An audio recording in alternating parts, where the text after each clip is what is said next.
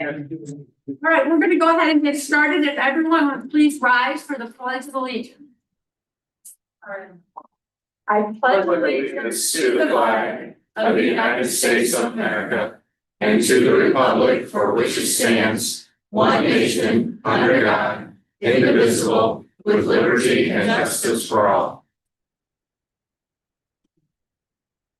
Thank you. Roll call, please. Mayor Gibbons. Here. Councilmember Arnold. Here. Councilmember Burkett. Here. Councilmember Jack Sedit. Here. Councilmember Lavender. Here. Councilmember McLean. Here. Councilmember Schaefer. Here. Thank you. We do not have any presentations tonight, so we're going to move directly into public hearings. We have 2 public hearings. And so the first public hearing at this time, the request for a zoning map amendment from B4 Planned Commercial District to B2 Central Business District for the property address at 422 South Clay Avenue. Ms. Graves, you wish to enter any exhibits into the record? Yes, Mayor, I do. I'd like to enter Exhibit 1, which is an affidavit of publication showing that an ad was placed in the St. Louis County on June 26, 2026. Exhibit 2, which is an affidavit of publication showing that an ad was placed in the Webster Kirkwood Times on June 26, 2026. Exhibit 3, which is a list of property owners to whom notice of the public hearing was sent. Exhibit 4 is a viewer map showing the list of property owners to whom notice of the public hearing was sent. Exhibit 5 is the report of the Planning and Zoning Commission Subcommittee dated June 17, 2026. Exhibit 6 is the report of the Planning and Zoning Commission meeting dated June 18, 2026. And Exhibit 7 is the Kirkwood Code of Ordinance. Thank you. Mr. Lamb, who will present this issue to City Council? Amy Lowry, City Planner.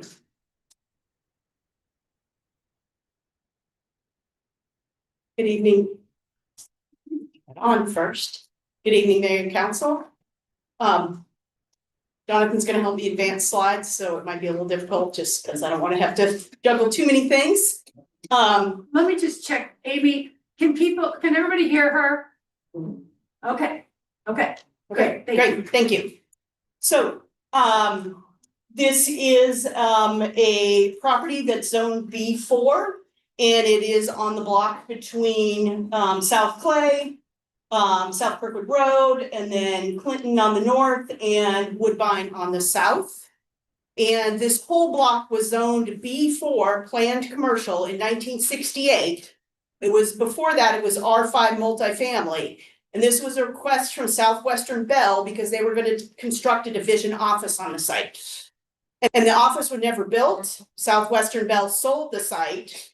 And okay, now we've got, thank you. Sorry about that. So the office was never built, but at the time that it was rezoned to B4, the development standards were the same as B2, which is our downtown commercial district, and B4 is a planned commercial district. So on this block, development was piecemeal from about 1968 to 1984. And at that point in time, the Planning and Zoning Commission recommended that all parcels that were not being used commercially be rezoned back to residential. That did not happen because the Woodbine Center was proposed shortly thereafter and completed in 1986. So this particular piece of property had a single family home on it that was built in 1948, but it has been used commercially since the 1980s. And there's an aerial view of the property. A little bit closer aerial view. Photo of the front of the property. And then here's the survey of the property. So the property is 60 by 270 feet, which is about 16,200 square feet. And the applicant would like to build a small office building on the site. So I just want to give you a little bit difference between B2 and B4. So the Central Business District encourages mixed-use development with commercial services, retail facilities, and residential uses that complement each other and attract customers from outside the district. The B4 district, which is what this property is zoned, seeks to encourage more intense commercial uses and multiple uses in one or more buildings on a single lot. and provides targeted flexibility at the city council discretion to accommodate such uses. We'll go to the next slide. Gives you a little bit difference on the setbacks and the height that is in B2 versus B4. But I just want to draw your attention to the setbacks in B4 are 40 feet in the front, 25 in the side, and the rear would be determined by city council. So as we've seen, this is a very narrow lot. If you tried to put those setbacks on it, you wouldn't have much room to build anything. So when we look at rezonings, we do look at our future land use map. This is in the area designated as downtown on the future land use map. And it's supposed to promote a combination of attached residential and commercial uses that are geared to the pedestrian and support the growth of entertainment and lodging. So the development types here, one of them is office, which is what the applicant wants to build on the building, on the property. This property was also identified on the downtown master plan as a short to medium term redevelopment opportunity. So when the P&Z discussed this, they did discuss that the building that the applicant wants to put on the property would be about the same size as the existing building, but the existing building's been vacant for about 8 years with no electricity, no heat, ventilation, AC going to it. So it's probably not in good shape on the inside, although we did not go in. If the property is rezoned to B2, the proposed site plan meets all of the regulations of the zoning code, then the review of the site plan would just be by city staff. The design of the building, however, would need to be looked at by the architecture review board. I just want to say one more thing about the land use in areas where there's multiple zoning districts that could happen, such as in downtown. It's really not arbitrary to have different zoning districts next to each other. And a zoning change to B2, which is a central business district anyway, does not violate that comprehensive plan. And just when we're looking at zoning map amendment, there are 9 criteria that you should be looking at, including number 4, which is the uses that would be permitted on the property that were reclassified would be compatible with the uses in the immediate area. And then looking at number 8, which is the proposed amendment is not likely to result in significant adverse impacts upon other property in the vicinity. I'm available for questions, and the applicant is here as well if you would like any questions. Would the applicant like to address us at all?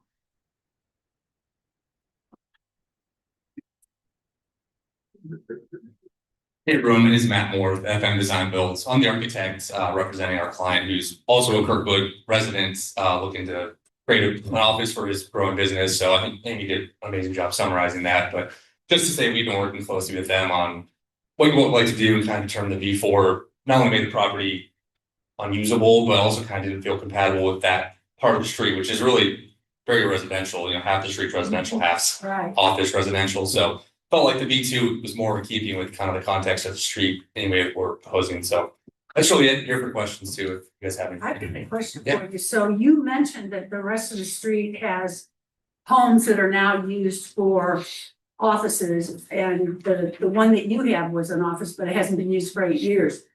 What do you envision? How would your office building fit into that streetscape? Yeah, very similar in terms of density. We're finalizing the exterior design still, but height wise, it's the exact same as the buildings there now. Density wise, it's almost the same square footage. So it very much fits into that fabric as opposed to the V4, which really is more, seems like more big buildings, you know, Right. it wouldn't really make sense, even if it did fit on the site. Would yours look more like a home than it would like a box office? Yeah, that's exactly what we're going for. I think we might have a little bit of a modern kind of twist to it, but kind of pulling some of the materials from the neighborhood. There's a couple houses with some nice brick, and you're looking at maybe doing some accents with that. So definitely making it feel like it's part of that streetscape. Yeah. Questions? I have a couple, more for Amy. So since this is just a zoning request, what, and if it meets the terms, it won't come back to us. What are the kinds of things that could be built if that's rezoned? Well, the kind of things that could be built or the uses that. Yes. I mean, most of the B2 uses are repeated in B4. There's some uses that are not in B4, like hotels and, you're catching me off guard, I can't think of. But there's, most of the uses that are in B4 are duplicated in B2. There's just a few changes. So now, and again, what's the importance of changing the zoning? What's the advantage? The advantage for the applicant is that the B2 setbacks are not as great as the B4 setbacks. So if he kept it as B4, he would have to come to you with a plan for what he wanted, and you would have to modify the setbacks to make sure that it meets what he needs. So that's a possibility.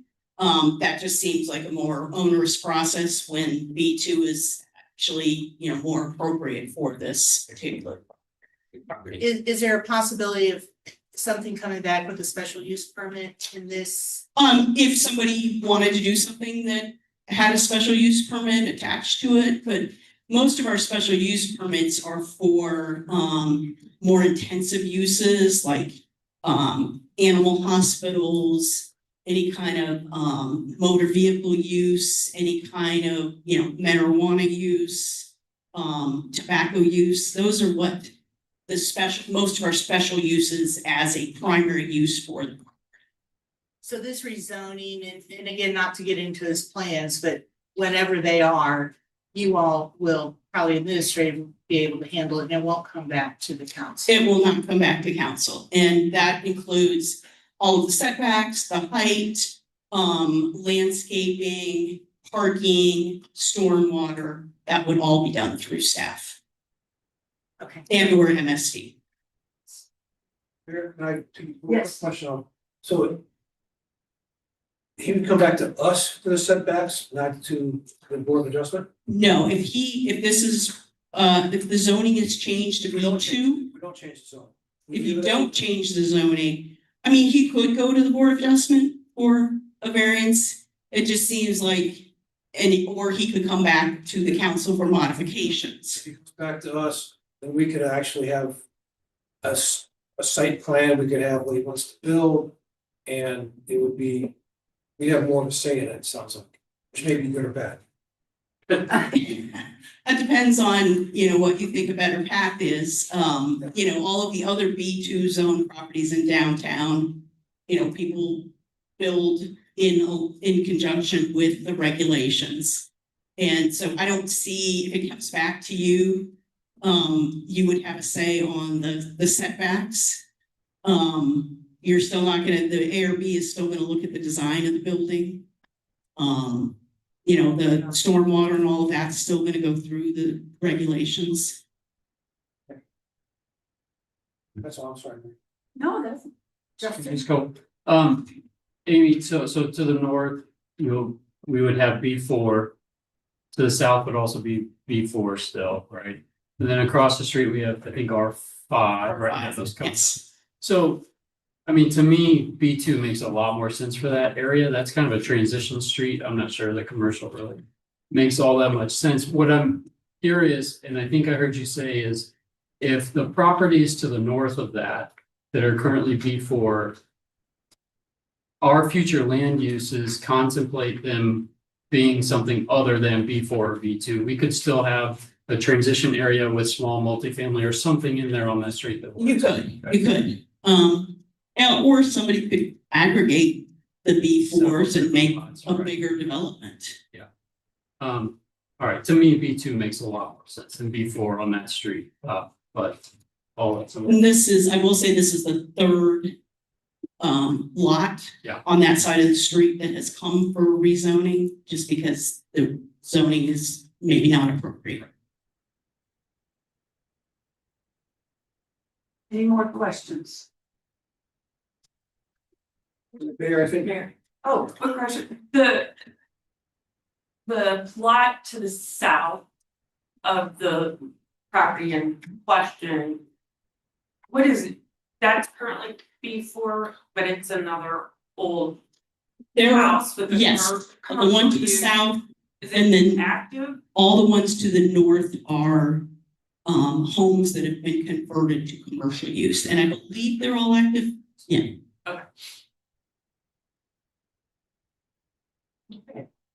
Anyone else?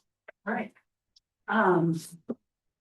So we will move to public comments on this.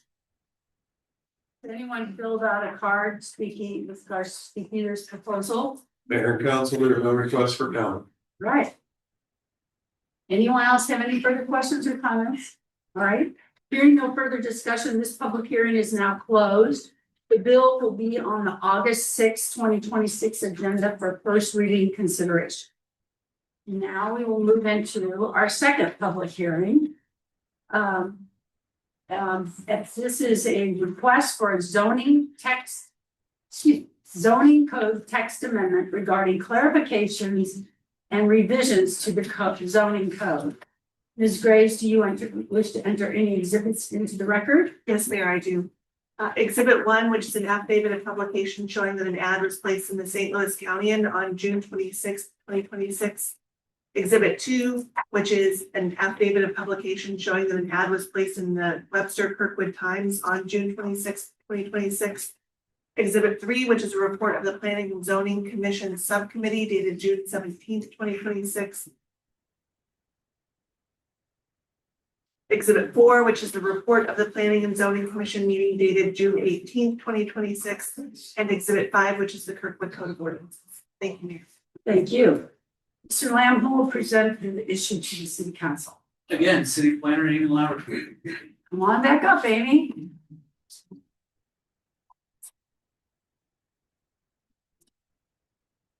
Right, so as you may be aware, we did adopt a new zoning and subdivision code in 2021. And as we work with the code, staff makes notes where there may be things that we need to either clarify or correct. And so this is a list of items that we had been keeping that staff feels needs to be did or clarified in the code. So I'm going to start with some easy code corrections. In this case, the code section mentions educational institutions, preschool and K-12, but preschools is not in the list on number 1. So we just want to add preschools. So it says for preschools, kindergarten, and elementary schools, minimum lot size shall be 2 acres. So that was just an oversight that it was not in there. The next correction is we had permitted encroachments in residential districts, and part of that was a paved patio.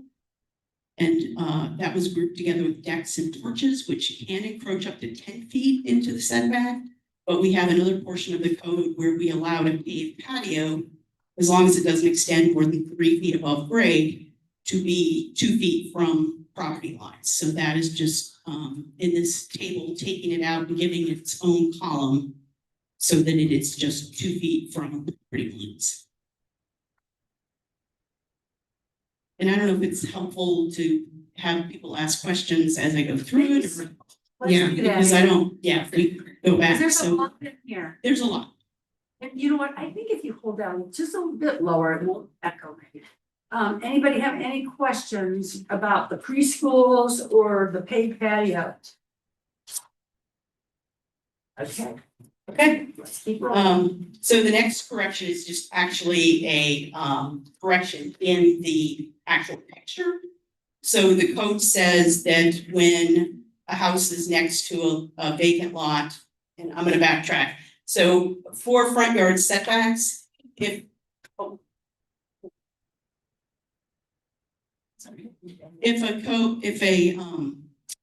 a house, I'm sorry, let me backtrack. For front yard setbacks, if a block is more than 40% developed, then we have a way Wait a of. minute, Amy, do we have any of those in Kirkwood? Okay, I'm sorry. That's fine.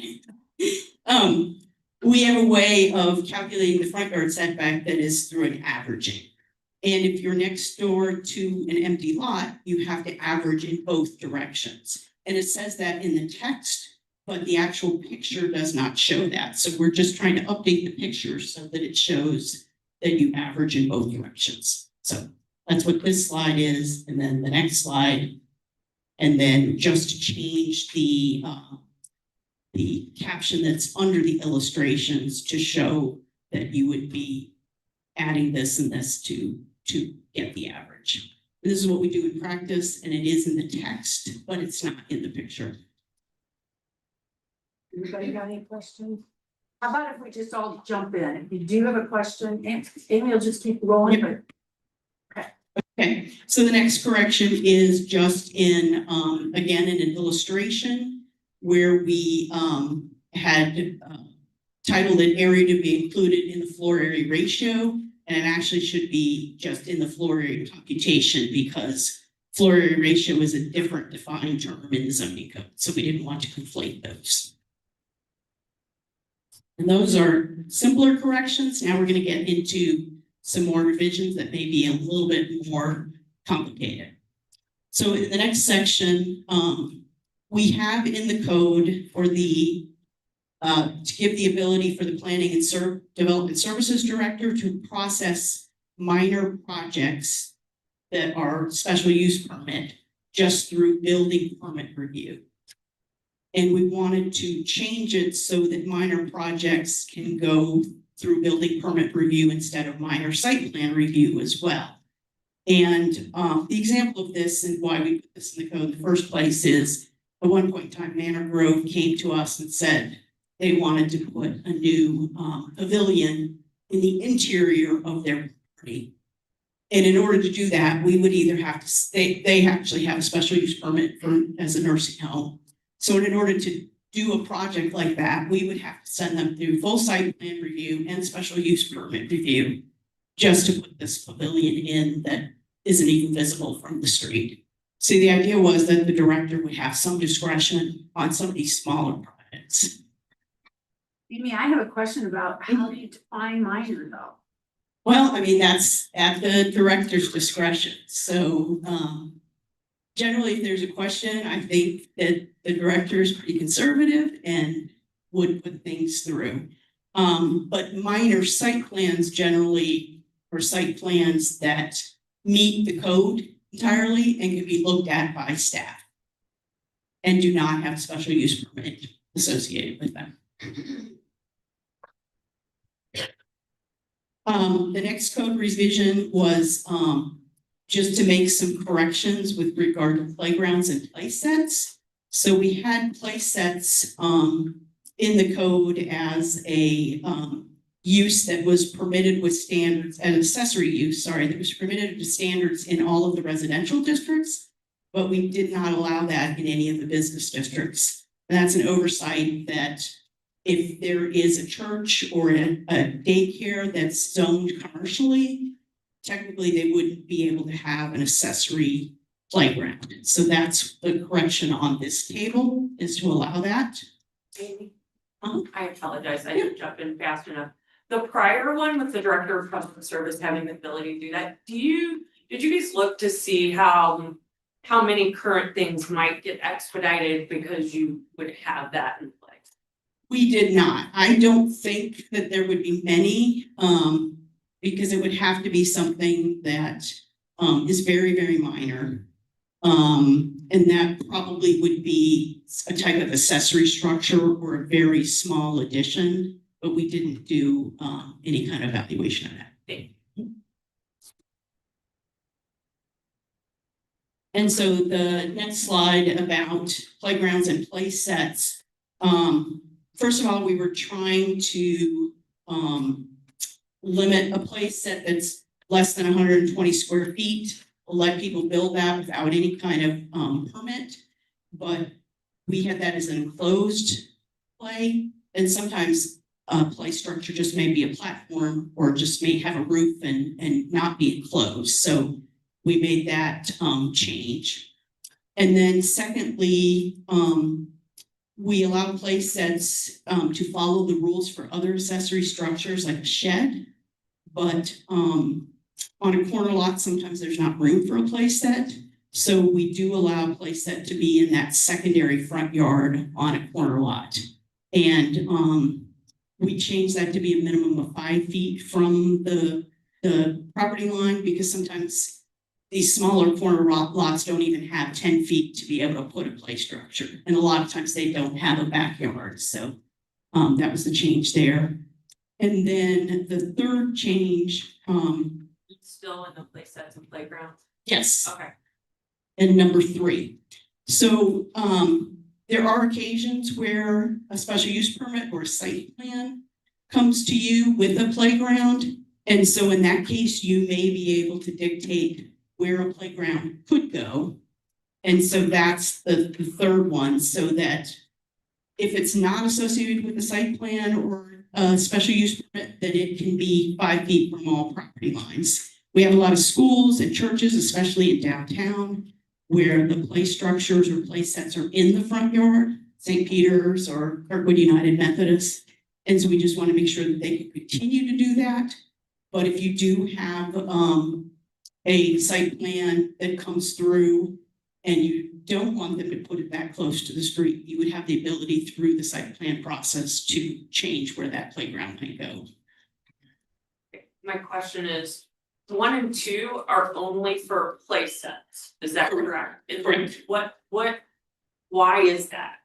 Well, generally a play set is just associated with residential, like single family residential. So I don't have the definition of a play set up there, but I'll give it to you.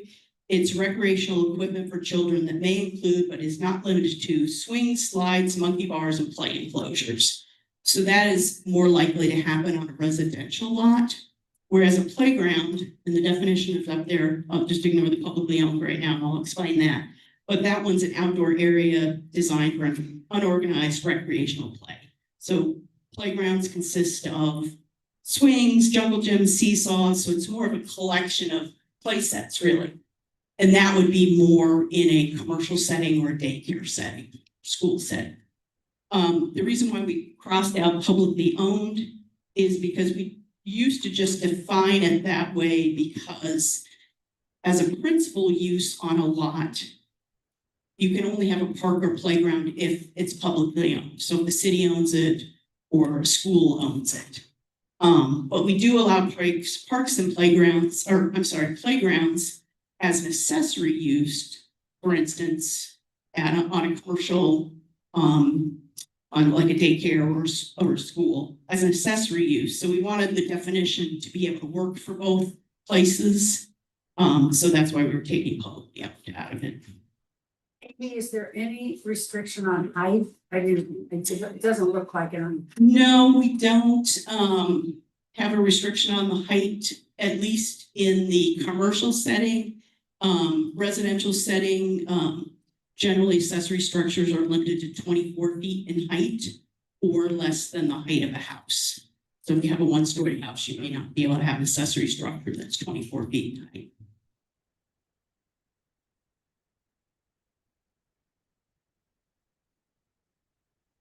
This change is in our parking space and driveways just for single family and 2-family residences. And basically it only affects multiple frontage lots, and multiple frontage lot is a lot that has frontage on 2 non-intersecting streets as distinguished from a corner lot. So this does not apply to a corner lot. It applies to, for instance, a through lot or a lot that has 3 front yards. And in that case, we would like to allow parking setback to just be 5 feet from the property line, as long as it's not in the primary front yard.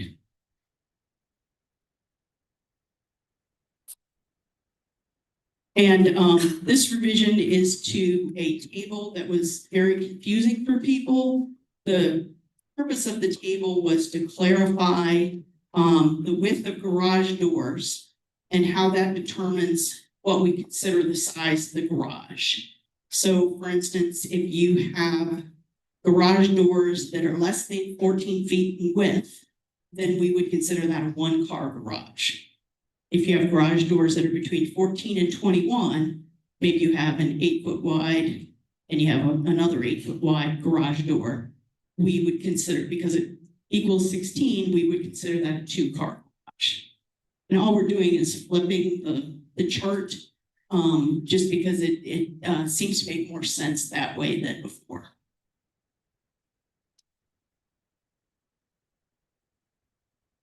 This code revision is for swimming pools. So for accessory structures, if they are closer than 10 feet to a house, then we make them meet the setbacks of the house. And this would allow swimming pools to not have to meet the setbacks of the house, because the reason for them meeting the setbacks of the house is accessory structures add to the bulk in the yard. And so if they're closer to the house than 10 feet, we consider that part of the house's bulk. Whereas a swimming pool, because that's flat, doesn't really add to that bulk. And so it didn't seem that we needed to put those 10 feet from the house and then have them meet the house's setbacks. And also this was a change to if accessory structure is more than 25 feet in any direction, we also make that have increased setbacks. And because the swimming pool again is flat, we didn't think that it needed to meet those increased setbacks. That's what that is for. Quick question on that. So how close to the property line can swimming pool be then? Maybe right up to the property line? No, it would have to be at least 5 feet from the property line. And if there's easements, they can't go in easements. So right now, yes, swimming pool or any accessory structure has to be at least 5 feet from the side and rear property line and behind the house. So they're not allowed in front yards.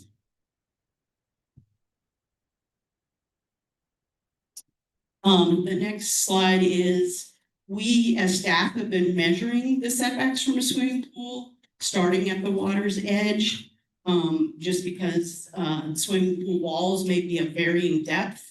And so we just wanted to codify that that's where the setback is measured from the water's edge in the pool to whatever setback at a property line it is. And then the second portion was when I talked about the increased setbacks for accessory structures. This is kind of confusing, but we addressed it in the last slide. So it was addressed, it would be in 2 places if we left it here. So we just found a different place in the code that was more appropriate.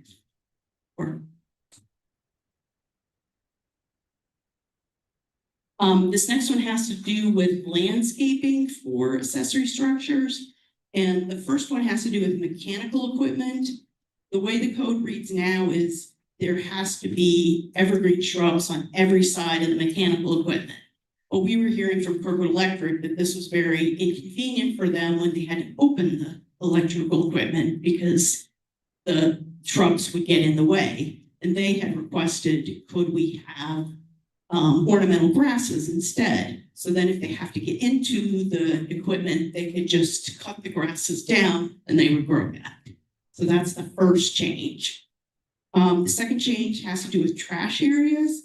And right now a trash enclosure has to be landscaped on 3 sides, but sometimes that results in landscaping that won't grow. So if a trash enclosure is against the back fence of a property, and then we're saying you have to put shrubs behind it, you may have a fence with the trash enclosure, shrubs, and then the property line fence there. So this is just to give us some discretion to say, if there's a building or a fence near the trash enclosure, you don't have to put the shrubs on that side.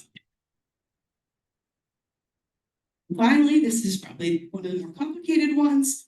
So in the downtown area, we have something called street frontage occupation. And that means the percentage of the building, or the lot that has to be occupied by a structure. And in downtown, that may be 90% on certain streets or 75% on others.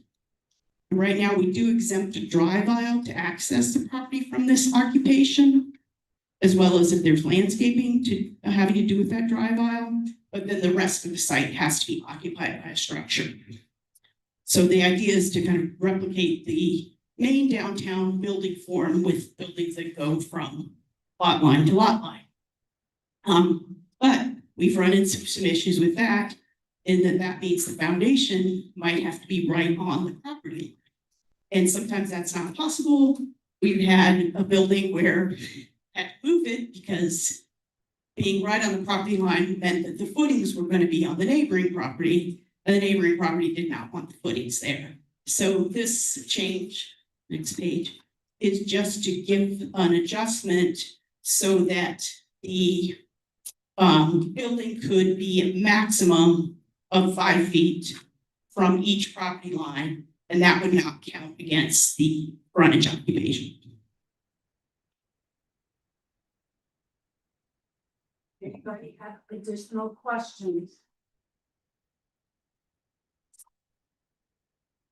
Does anyone wish to speak on this? Mayor and council, there are no requests for comment on this here.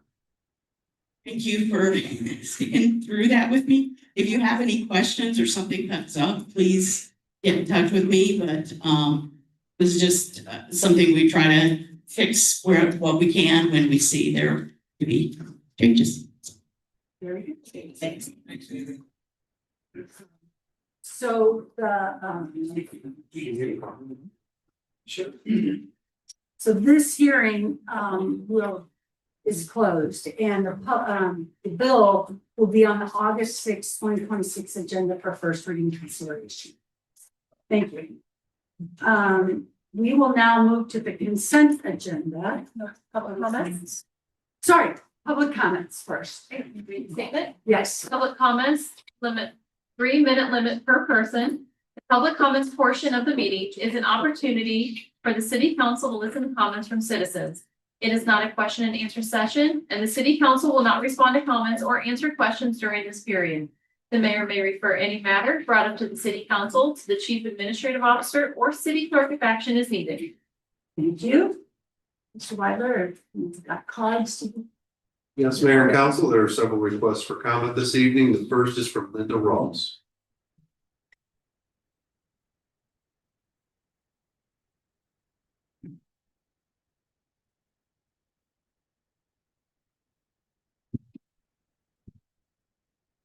Thank you for hearing me. Good evening.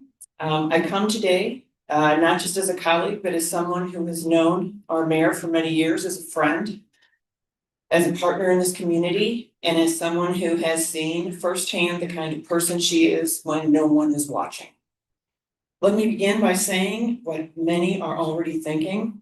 What happened surrounding the departure of 2 long-time employees was not handled perfectly. Our mayor has acknowledged that. In an effort to show compassion to allow 2 individuals who had given years of service to leave with dignity, she made a decision that in hindsight could have been communicated better.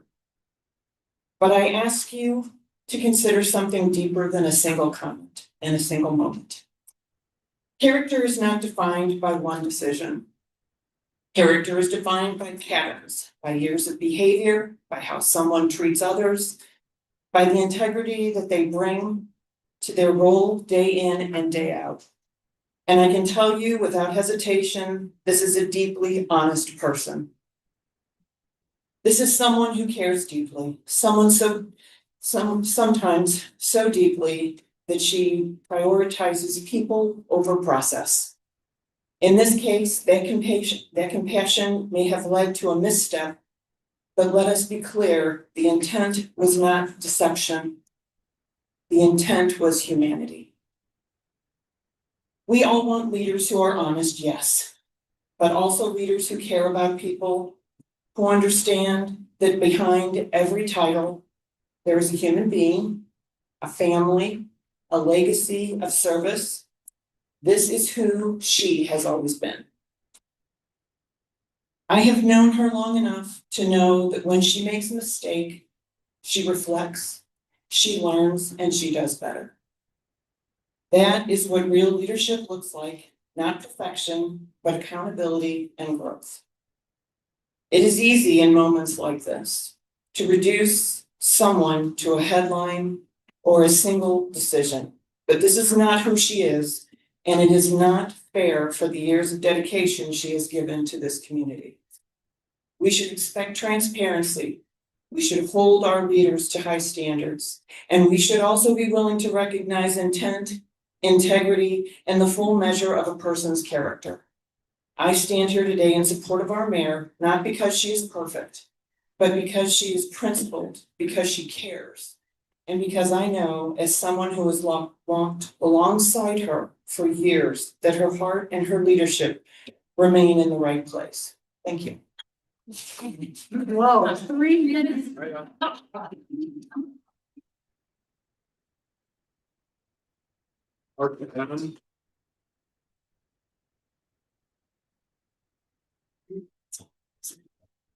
Hello, I'm Mark Adams and live in Kirkwood. First of all, I want to thank all the city officials and the council members and the mayor for allowing me to have a moment to speak. One thing you're gonna all agree with, you're gonna like my comments because they're gonna be well under 3 minutes. So, the city of Kirkwood in the last couple of years has faced many challenges. We're all very much aware. They're publicly in the paper. It also supports the transparency in which the mayor has operated. The blemishes as well as the accomplishments are in plain view for all to see. She has sought outside professional consultants for the path forward as we deal with the financial challenges that the city is facing.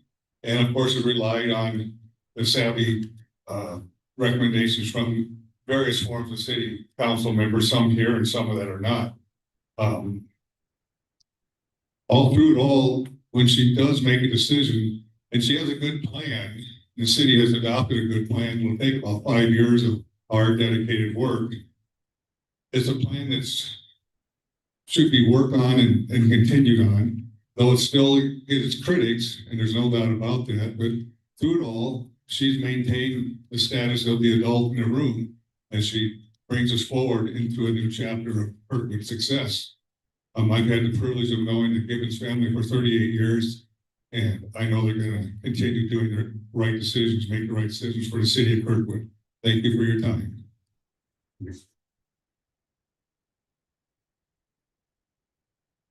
Linda Fenton?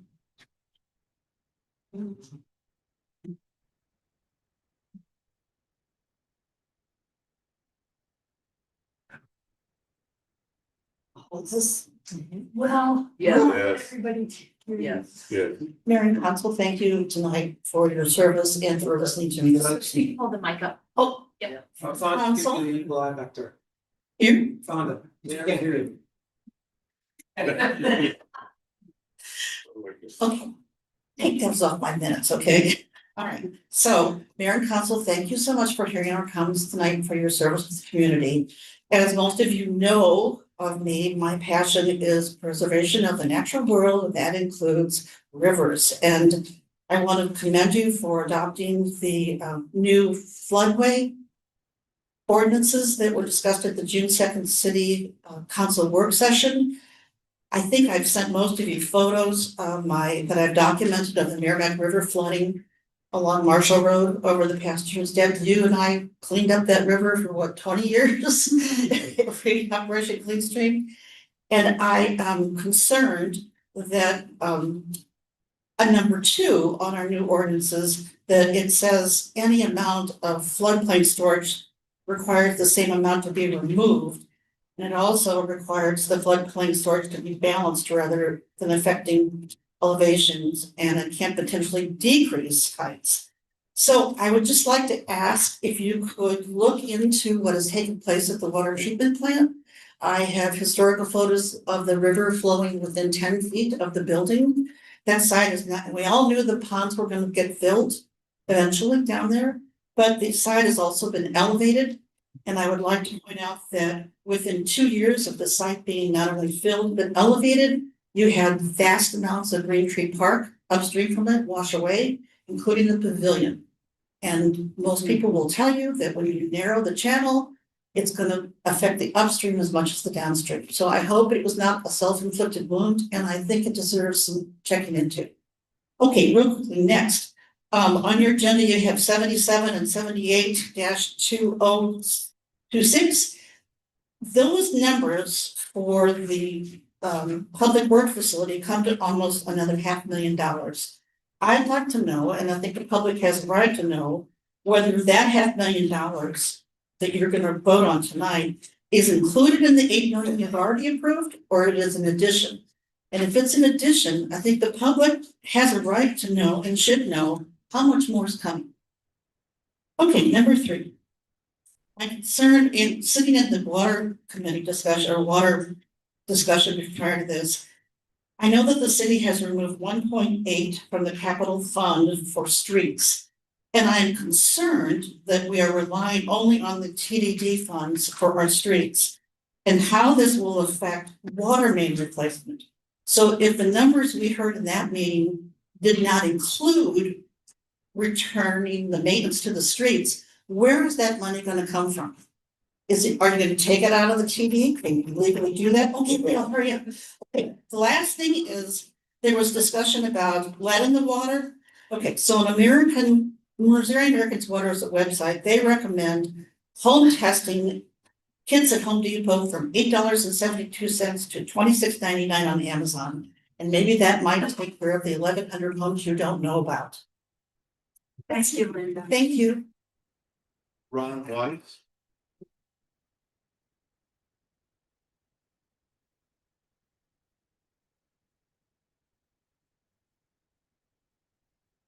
Evening, my name's Ron Weiss and I'm a resident here in Kirkwood, and I wanted to speak to some recent comments that appeared in print. And I've read some comments that are direct, but very measured and not necessarily accusatory. I've also read some comments that appeared as op-eds by what I could best describe as disgruntled residents calling for a changing of the deck chairs. And I would remind everyone here, we have a way of doing that, and they're called elections. With that said, right now we're in a very, what I would call rather charged environment, to say the least. And so I want to bring attention to one more comment that appeared very recently, and I only bring this up as a cautionary tale. I don't wish to assign any sort of a motive to this. But it is a comment that is in reference to the audit that is going to be done for Kirkwood's utility, the electric utility. And the comment is as follows, and I quote, obviously an audit is going to be able to suss out being a colloquial term or ferreting out. Let me start again, quote, obviously an audit is going to be able to suss out if there was any sort of fraud or nefarious activity, end quote. And what I focus on here is the terminology nefarious activity. I urge everyone here to look up the definition of nefarious activity. And so, I did, and I used 4 different references to do so, and all of them define nefarious activity as activity of an individual or individuals with evil intent. So I would really wish to say, can we bring down rhetoric? People reading this article probably just gloss over that, but other individuals might focus on that and conflate that with this article being a rather lengthy one with other things that were said in the article. So my plea is to all of our elected officials, as well as those who are hired on, if making comment for public consumption, please choose your words carefully. Think not just once, but maybe twice before saying what you're going to say. Thank you very much. Mark Fogarty.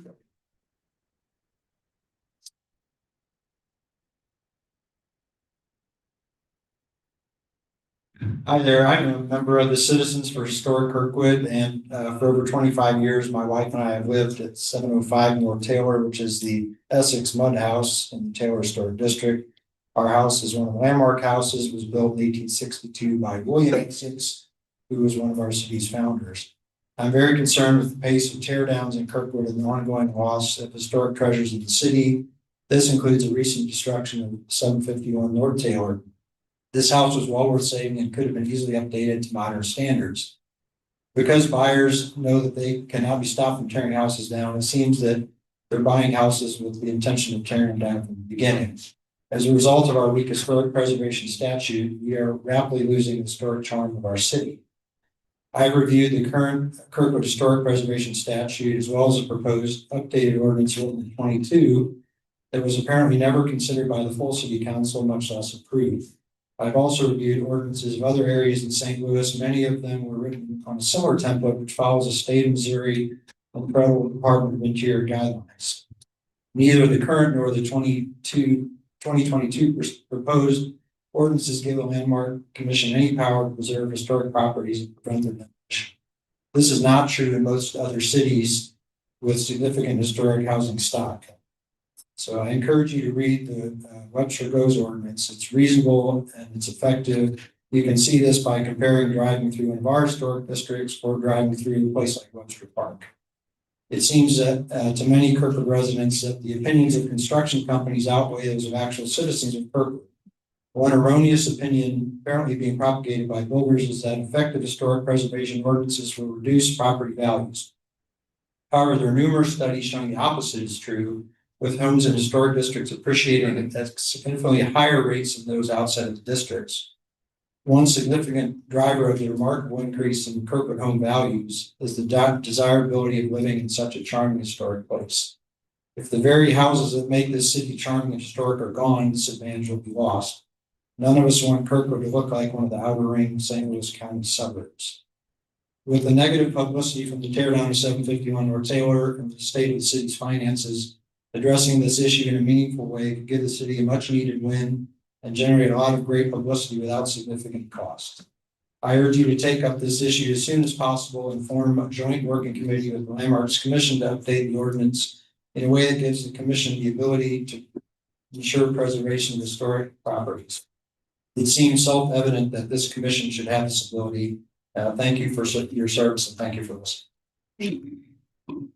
Elizabeth Shalom.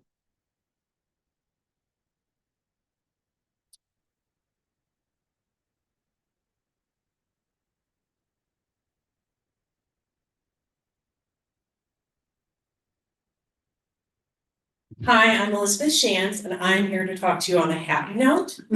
I've been before you, was it last month? And I told you about the Meacham Park Back to School Rally, which is on, pardon me, I'm gonna put this down. Oh, golly. 8/8, okay, August 8th. We fill about 300 backpacks. And we've gotten some great supplies and we're all very grateful. Unfortunately, we've only gotten 75 backpacks filled. So we have backpacks, but we don't have supplies. So I am hoping that someone will hear this and we would be glad to come get supplies. You can drop off supplies. I made a short list of what we need right now. Spiral notebooks, binder, 1-inch binders, that's the kind that have the clear plastic on the front. Pencil pouches, sticky notes. Those were the big things that we've run out of. You can drop it off at Grace Church, you can contact me, or you can see me after the meeting and I can get your name and number. And you all are welcome to come on 8/8 and I will put you to work, so come on down. That's it. Can I ask you a question? No, Is this the cost? Go see her. For this cost to fill a backpack? you can go see her afterwards, please. Wait, remember, we don't respond. Thank you. Okay. Tina Hoyster? Hester, sorry.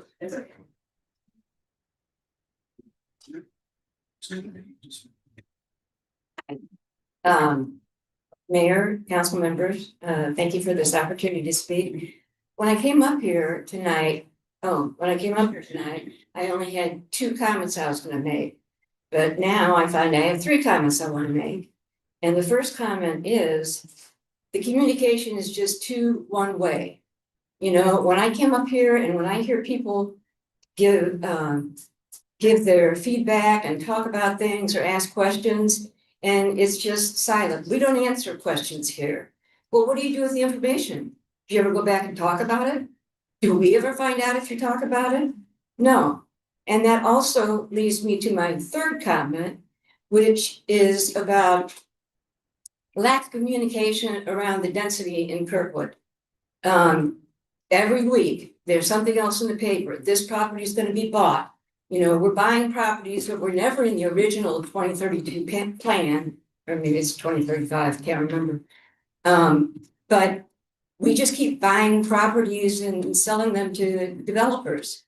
I've never heard of any situation where you build and build and build and never ask the citizens for feedback on how are we doing? Is this still what you'd like to have? I mean, when does that come up? When do you guys talk to us about, are you happy with the plan that we've had? Are you happy with all the building that's going on?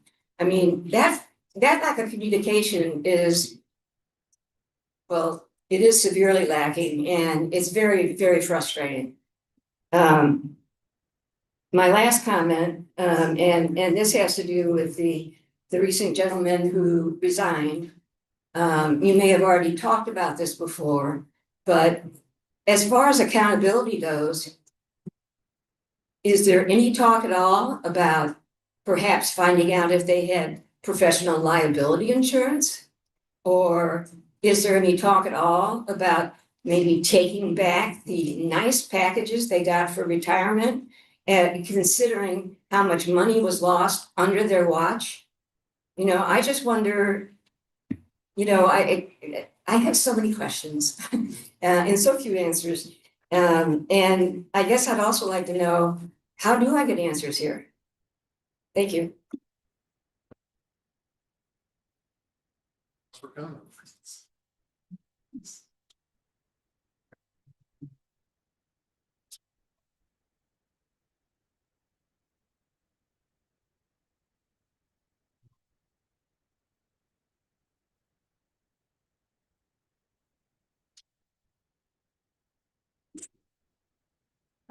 We are now going to move to the consent agenda.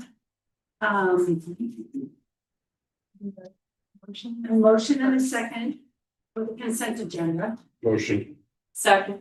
Okay, now we are going to need to move the minutes that we were gonna approve to the end of the meeting because it has some. I forgot to finish a sentence. Yeah, so we will be moving that to the end of the end of the meeting. I was gonna have to abstain anyway, We'll but have you abstain I then. was gonna abstain on the vote for Diane, but now I have a chance to vote for. There you go. Yeah, so now we have one thing left on the consent agenda. And that is a resolution appointing Diane Gorman to the Landmarks Commission for a partial term in June of June of 2028. May I have a motion? Oh, we did that. Are there any comments? All in favor of electing Diane to the Landmarks Commission, say aye. Aye. Opposed, nay. Okay. Diane, will you come up and introduce yourself, please, and tell us a little bit about yourself? Many of my friends know, I really don't need a microphone. I don't think you do. No, I don't, but I'll use it. My name is Diane Engelhardt Gorman. I was born on a dark and stormy night. No, I was born here in Kirkwood, went to school here in Kirkwood. My family owned Engelhardt Brothers greenhouses here in Kirkwood for decades. I'm the proud owner of 505 East Argonne. Not a landmark home, it's only 76 years old but it is in the Jefferson Argonne Historic District. And I have a particular passion for landmarks and history here in Kirkwood. So I am honored that you appointed me and I'll do my best. And I know lots of you. I'm proud of all of you. Thank you so much. Thank you, Diane.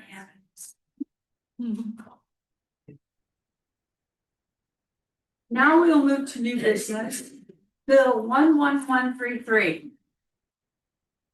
Bill 11133, re-adopting a procedure to disclose potential conflicts of interest and substantial interest for certain officials as set forth in Chapter 2, Article 1, Section 2-5 of the Kirkwood Code of Ordinances. Do I have a motion and a second to accept Bill 11133 for first reading approval? Motion. Second. Good. Is there, this is something that has to be done, is it Every 2 years? every 2 years? Thank you. The City does it. We do it every year. Okay, we do it every year. But the Missouri Ethics Commission requires this every 2 years. To be adopted. So, Very good. Yes, does this cover any boards that we might be on, any positions, and we need to disclose that to whom? If I was on a board, disclose it to the whole board during the meeting or your chair. okay, at the time that it becomes pertinent to the issue or prior to that?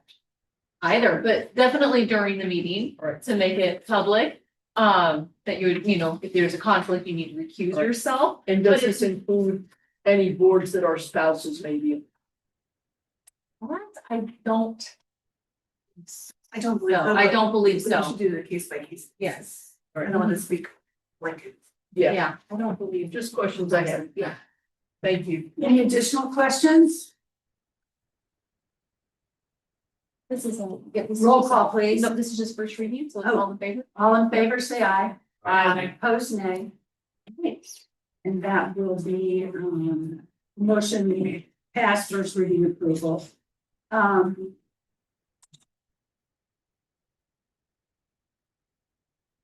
Resolution 69, 2026. Resolution 69, 2026 is the resolution accepting the single source quote of USA Softball of St. Louis to provide softball officiating services for the Parks and Recreation Department in the amount not to exceed of $31,025 for the initial 12-month term with the option to renew for up to an additional 4 12-month terms contingent upon budgetary approval and authorizing and directing the mayor to enter into a contract. May I have a motion in a second, please? Motion.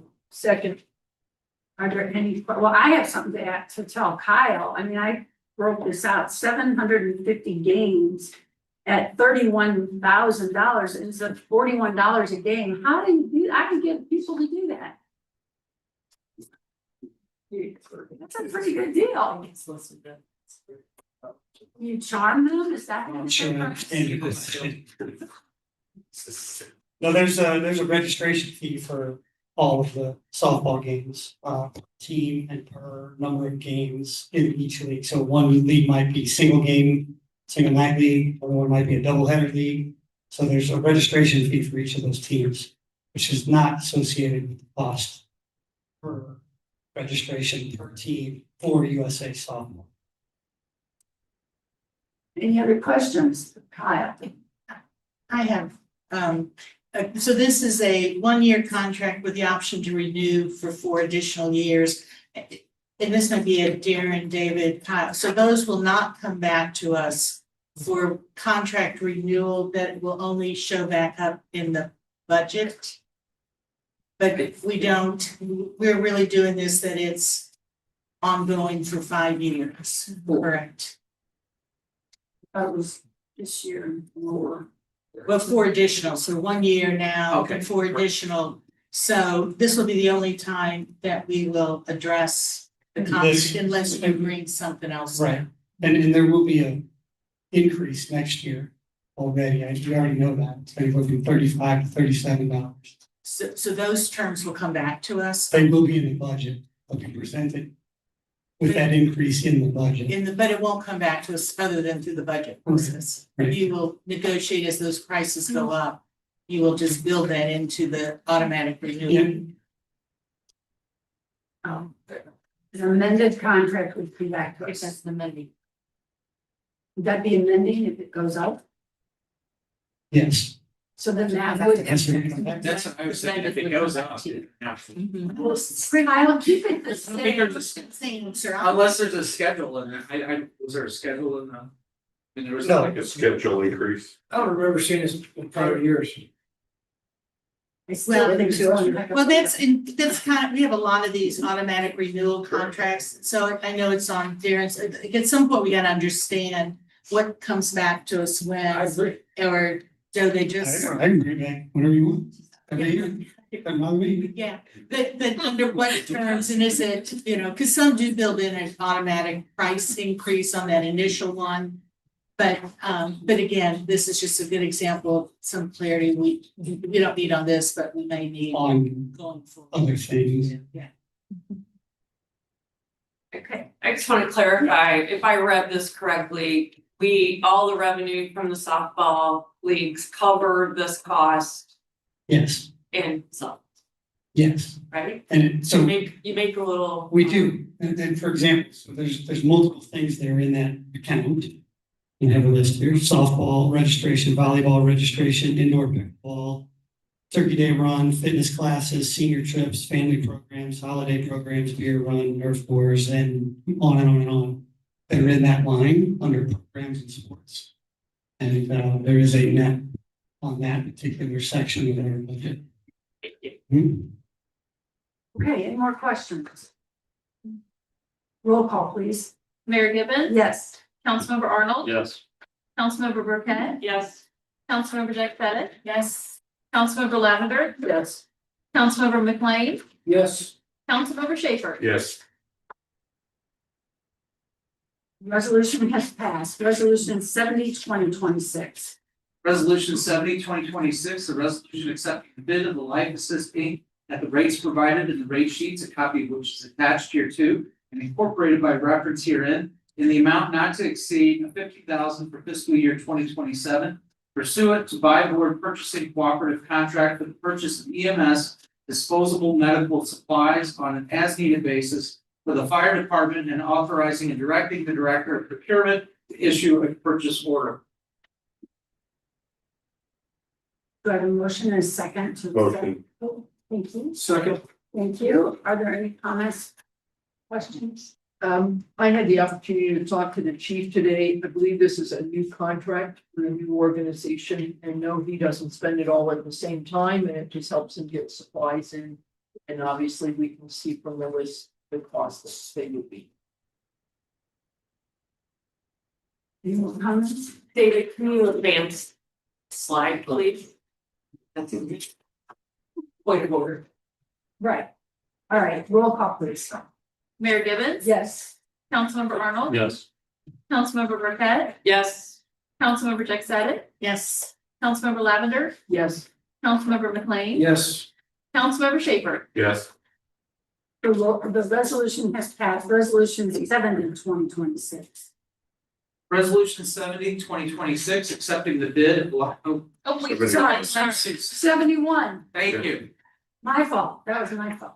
Resolution 71-2026, accepting the quote of ImageNet Consulting LLC pursuant to Omnia Partners Cooperative Contract in the amount of $20,103.68 for renewal of Laserfish software, and authorizing directing the director of procurement to issue a purchase order. Do I have a motion and a second for resolution, to accept resolution 71-2026? Motion. Second. Thank you. Any comments? Just Lori, is this what your office uses, correct? It's what all city departments use. I mean, my office way back in the day was the first one to implement it, and then every department got on board. Okay, Mhm. I will say it is beneficial. Get your name on it. Yeah, it does. How's this compared to using, cloud? I don't know. Instead of using laser, cost wise and efficiency wise, if we were looking at. Might be. Kevin, question can you for answer? Kevin, maybe? Answer. What's the question? Repeat that. Right now, we're storing everything on microfish, I guess, Laserfish. laserfish, Laserfish, it What's is your- stored on our servers, it's all digital. it's all digital. If I just, I don't know what costs, all I will say is, I can say on Laserfish, it's Department of Justice certified. It's the only storage system that currently is, therefore, any records that go in. What municipal governments have it, any records that get stored in it, can then. It's supposed to help you also start getting rid of paper, they can be. Considered your original, once it gets stored in there, because the Department of Justice says, yeah, now that's considered your original, you can get rid of your paper copy if you want to. So it allows people to start getting rid of paper copies. It's the only one that's Department of Justice certified. So that's why a lot of municipal governments, if they have, and they may have other ways, but you know, it just also gives you that, you feel comfortable maybe reducing paper. No, I agree. If you save it in there, but I don't know, and I don't Well, it's cost or anything, yeah. Okay. As far as cloud goes for it, Laserfish does offer a cloud storage service. It's tremendously more expensive. I have a proposal on my desk. We were going to discuss that at budget time. Because there are a few benefits, but in my opinion, it doesn't outweigh the costs. It's 5 times more than what we pay now. Annually. And Kevin, do we keep a copy offsite, like? Oh, absolutely. Like there's backup, so if we lose the server, we don't lose everything? Yes, we back up, all, our entire network is backed up a minimum of once a day. There are a number of servers that are backed up 3 times a day. It is backed up on site and then it is replicated off site. Roll call, please. Oh, sorry. Mayor Gibbons, Yes. Councilmember Arnold. Yes. Councilmember Burkett, Yes. Councilmember Jack Sadek, Yes. Councilmember Lavender, Yes. Councilmember McLean. Yes. Councilmember Schaefer. Yes. Resolution has passed. Resolution 72, 2026. A resolution accepting the single source quota of Esri in the amount of $126,600 for ArcGIS software licenses and support for the MIS department for a term of 3 years contingent upon budgetary approval and authorizing and directing the mayor to enter into a contract. We have a motion and second. Motion. Second. Thank you. Are there any questions or comments? I have a question. So this 126,600 is for the 3 years. Correct? Correct. It's not annual. Will that be encumbered, reappropriated, or just put into the budget each year? Will we see that separate, or how will you account for this the next 2 years? I would imagine it would be put in each budget each year, and since I haven't gone through a budget process yet. But Kevin's here, is that right? We haven't. Yes. So we won't see it as a reappropriation or encumberment. You'll just divide it by 3 and put it in the budget Correct. in your line item? Yes. Okay. And then it will not come back to us each of the next 2 years either. Okay, and then I know that this is software that we use to manage land data information, water infrastructure, electric and streets. And is tied to the ERP system. If I knew what that was, I'd know. It's our computer system. It's Tyler. Oh, Tyler. You've heard that one. I've heard about Tyler. All right. Roll call, please. Mayor Gibbons, Yes. Councilmember Arnold. Yes. Councilmember Burkett, Yes. Councilmember Jack Sadek, Yes. Councilmember Lavender, Yes. Councilmember McLean, Yes. Councilmember Schaefer. Yes. The resolution has passed. Resolution 73, 2026, accepting the bid of Technology Worldwide LLC for the purchase of Microsoft Office 365 governmental licenses for the MIS department in the amount not to exceed $46,000 and authorizing directing the Director of Procurement to issue a purchase order. Do I have a motion and a second to accept resolution 73, 2026 is read? Motion. Second. Thank you. Is there any comments, questions? Can I ask Kevin to come and explain this one for us? Would you come tell us what this is? Sorry. Would you tell us what this one is, please? Okay, so do I need this or? Yes, Sure. all right. So this is for the actual individual license per user to use Office 365. That's Outlook for email, Word, Excel, PowerPoint, Teams, so on down the line. What we have are 3 different levels, G1, G3, and G5. G1 is strictly web-based. which is probably a third of our users. G3 is not quite 2/3, and then G5 is department heads, admins, assistants, the power users.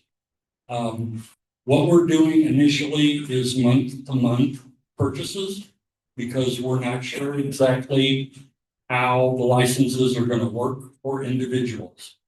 So we want to make sure that we don't pay for a whole year and people aren't satisfied or they've got way too much or whatever.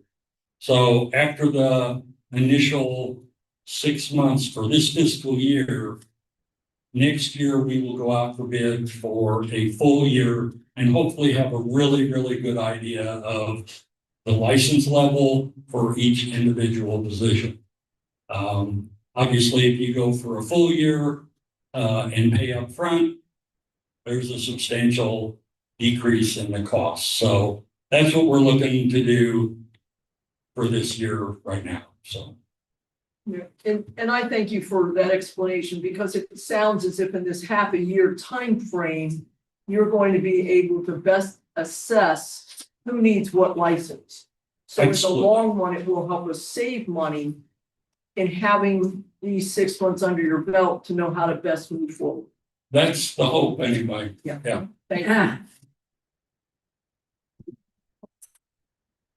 Roll call, please. Mayor Gibbons? Yes. Councilmember Arnold? Yes.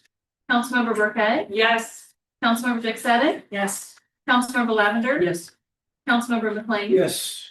Councilmember Schaefer? Yes. The resolution has passed. Resolution 74, 2026.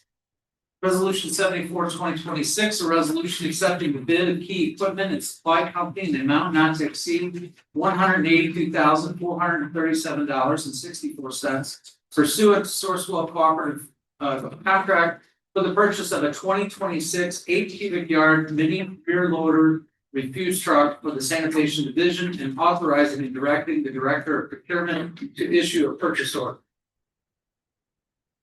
Do I have a motion and a second to accept resolution 74, 2026 as read? Motion. Second. Thank you. Are there any comments? Go ahead. So you heard it. Chris, this is probably you're the best one. So, this one and the next one, they were both part of the 5-year capital plan. The score I noticed, increased quite a bit from when the budget book. Tell me if that's a normal increase. It looks like it went from 19.84 to now 23.03. Replacement criteria that you all use to. Yes. Can you hear me? It's not all. Oh, okay, thank you, there we go. So sanitation vehicles can increase their score by quite a bit. They get a lot of wear and tear. It's not unlikely that you see it increase of 5 points in a year's time. And then the other question I had is, it looks like this is a little bit over what you all budgeted in the capital, just unexpected. Yeah, both of these, this one and next one are both over what I expected these to come in at. I do, to cover that cost, there is a compactor at the recycling center that is not going to be planned to be purchased for the year. And so I'm not moving to the new facility. I don't even need it. So that's where the cost savings, that's where I'm getting the additional funds from. So the compactor was 160,000, so that won't be up. Okay. That's correct. Thank you.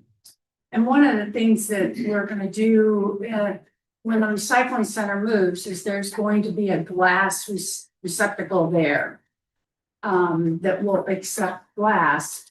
And it is something that we are looking at possibly going to down the road of not accepting glass in recycling because it is so damaging to our trucks. So we will see how this goes with it at the new facility and then if we move to that, we might have more of those bins placed around town. Yes, sir. Hey there.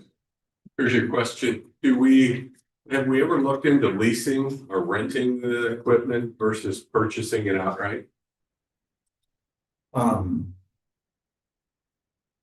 A sanitation truck is very specific. Yes, well, I was just reading what's in here and it looks like the company does lease and rent.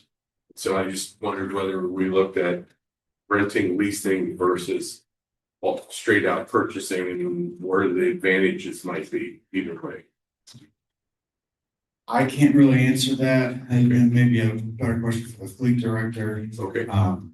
But there's the city has never leased any cars. I know there's been discussion that there's a minimum amount of cars that makes that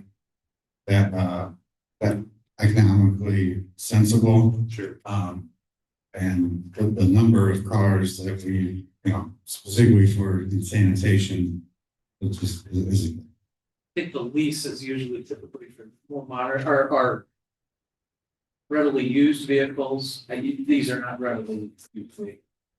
I mean, I would be surprised if you were to be able to go ahead and lease it.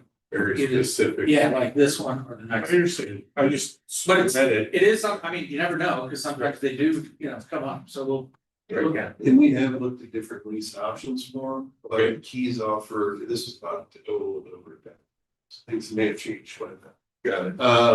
But it was a lot of their stuff they would push in the form of lease would be lease to purchase on their. Oh, sure. That makes So sense. it's just like 3 years you're guaranteed by. Chris, I had asked you earlier today if we could put off, especially the second truck that you have coming here, just as far as capital and expense and cash flow. I thought you gave me a good answer. Do you remember? You want me to read it? Actually, I got it pulled up. I figured. I got it here. Well, all three of us have. Chris, go ahead, because I think it's a good answer and a good way to decide to go with these purchases. Yeah, so it is historically taken 2 years to receive a sanitation truck. Pricing has gone up and will continue to go up. Sooner we can get this order in for a new trash truck, secure our pricing. I don't advise pushing off the approval to purchase. Also, we pay when it gets delivered. So not when we put in the order. So that money will be in the bank earning interest until we pay it out in approximately 2 years. Thank you. I appreciate that answer.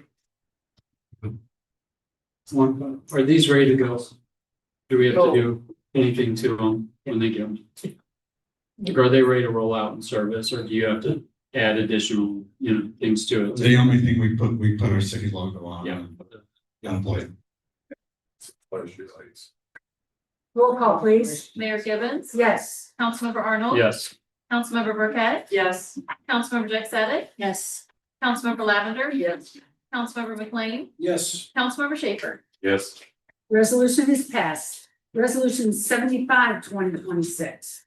Resolution 75, 2026, a resolution accepting the bid of key equipment and supply company in the amount not to exceed of $349,347 pursuant to Sourcewell Cooperative Contract for the purchase of a 2026 22 cubic yard Labrie side loader refuse truck for the Sanitation Division, authorizing and directing the Director of Procurement to issue a purchase order. Do I have a motion and a second to accept resolution 75, 2026 as read? Motion. Second. Thank you. Do you need any more questions on? Roll call, please. I do, this is another one of those renewable contracts. And so is this one got already? No, you're. Oh, I'm on the right. Oh, sorry. That's gonna be renewable trucks. I don't think so. She knows, like, We don't have renewable trucks. Never mind, I have a question on the next one. Okay, roll call, please. Mayor Gibbons? Yes. Councilmember Arnold? Yes. Councilmember Burkett? Yes. Councilmember Jack Sadek? Yes. Councilmember Lavender? Yes. Councilmember McLean? Yes. Councilmember Schaefer? Yes. The resolution is passed. Resolution 76, 2026. Resolution 76, 2026, a resolution accepting bid of Simpson Materials at the rates provided in the memo, a copy of which is attached here too, and incorporated by reference herein for the purchase of hot mix asphalt and concrete for the street division on an as-needed basis for an initial term of 12 months with the option to renew for up to 4 additional 12-month terms contingent upon budgetary approval and not to exceed budgeted funds and authorizing and directing the mayor to enter into a contract. Do I have a motion and a second to accept resolution 76, 2026? Motion. Second. Okay, so I know, do you have a question or any question? I think it's about that budget. Yes. I was just trying to get this meeting moved along, but I'll play by the rules. No, so this is another annual renewal. Will this have price increases going forward, or are these gonna be the set prices for the 5 years?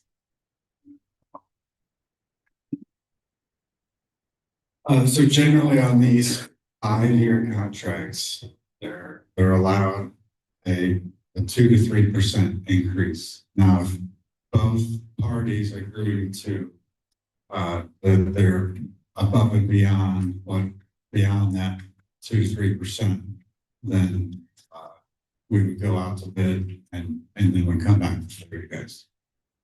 So if it's a 2 to 3% increase, again, it's just gonna be handled on an administrative renewal, and if it's greater than that, it will go back out to bid.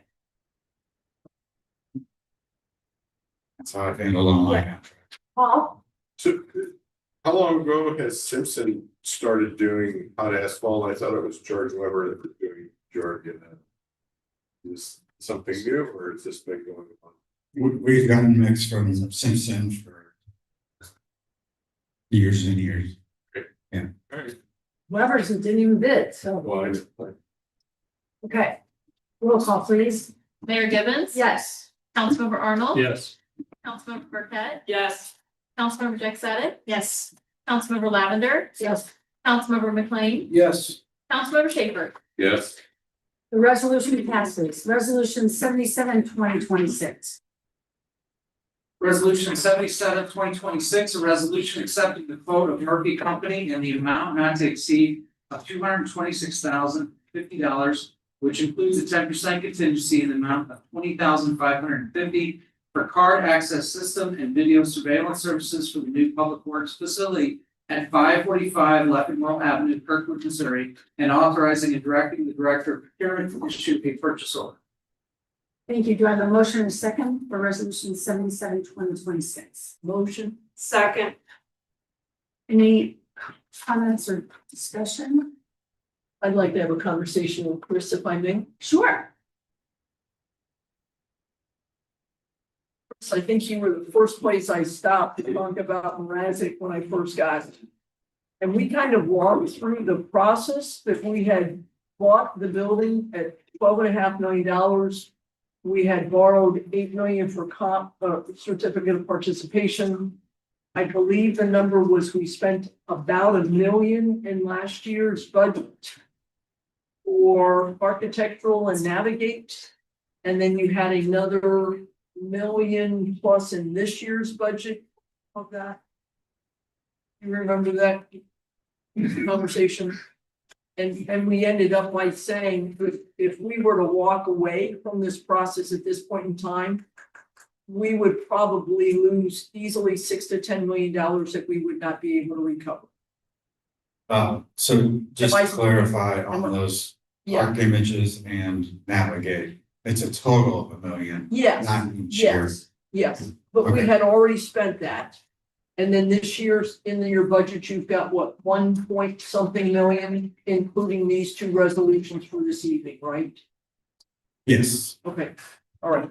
I just wanted to put that out there to reiterate why I'm gonna vote yes for this, and before I'll keep going. Thank you for that. Certainly some people advocate that we stop this process because we've spent too much money and we now need to stop. My analogy is that I'm stuck in the mud up to about my chin. And if we stop, I don't know what that gets us. We've already bought Mrazek We've already decided on the plan to consolidate our city employees, public works, water, electric, procurement, dispatch. This decision to proceed opens up current public works, where we have a contract, 200 units. Electric moving opens up another property for development near downtown. For the record, I would not have voted to buy the Mrazek building at $12.5 million. I would not have voted to pass the $8 million COP without a vote of the citizens. We've already spent $1 million on this building. We've already budgeted another $1 million in this year's budget. I had nothing to do with any of those decisions, but now here we are. For me, stopping puts the long-term goal of consolidation on hold. It doesn't allow us to move forward with our Double Eagle project.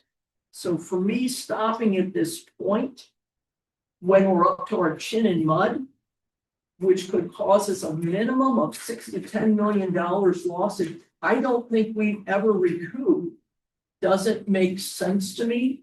And that's why I'm going to continue to vote yes to move forward with the Mrazek project, including these two resolutions that you have tonight. Thank you. Yeah. Anybody else? I will talk to this. Again, I've been a pretty consistent no on anything Mrazek and development. When I came on into this position 2 years ago, I did not bring a rubber stamp. And I did each step of the way, we've had an opportunity to hold back from moving forward and discuss it. There's never been 4 that have been agreed, and so I proceeded to move along. We had 3 of us that advocated those first 2 years to let's step back and take a look at an overall picture. And we never had the support.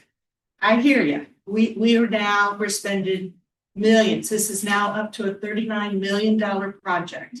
I don't anticipate that any of them that have supported this all along are going to change their mind over a couple $100,000.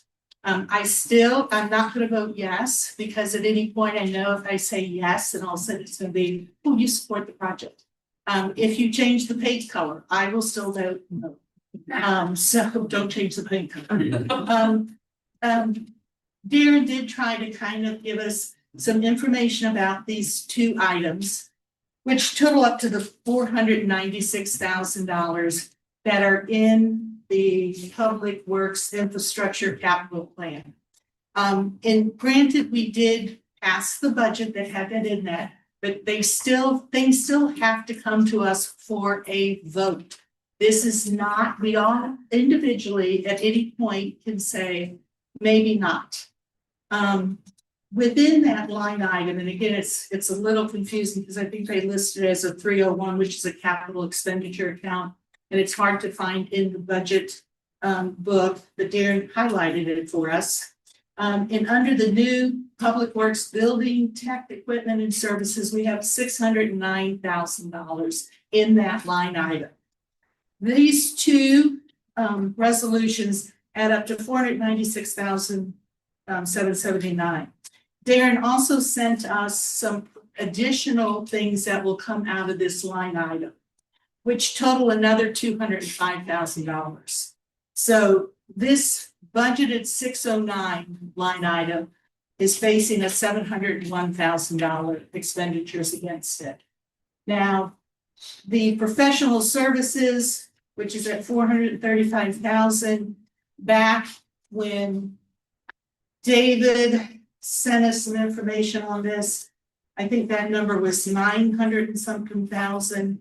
So, as was referenced in some minutes from our meeting of 2/12/26, we were told at that time that roughly there'd be 902,500 in the professional services, which ended up to only be 435.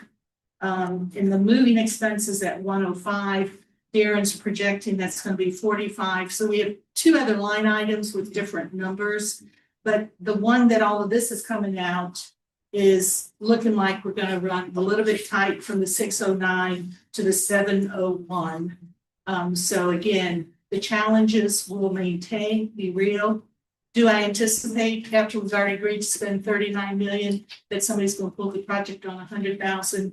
I doubt it, but I do see in our budget, in what we've been told over the last several months, the information continues to be a little squiggly.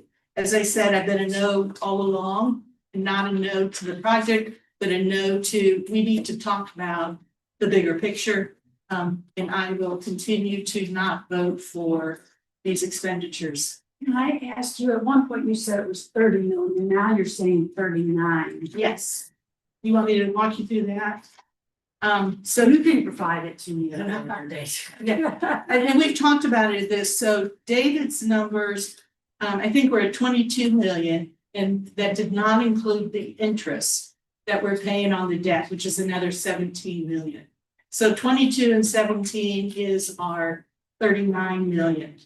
And it's at 39 something, and we did get 900,000 for rent, minus 50,000 1 month.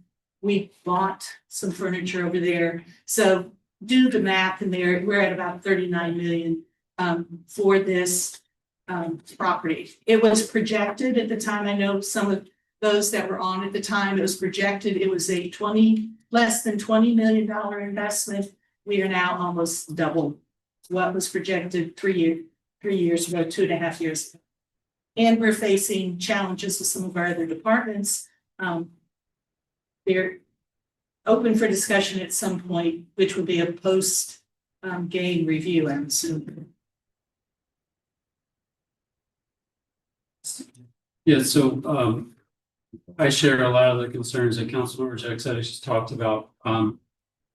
This project has talked a lot in terms of an $8 million project. It's not an $8 million project. Our capital budget this year alone adds $1.14 million that is not included in that 8. Gina's talked about the 250 that we're expecting.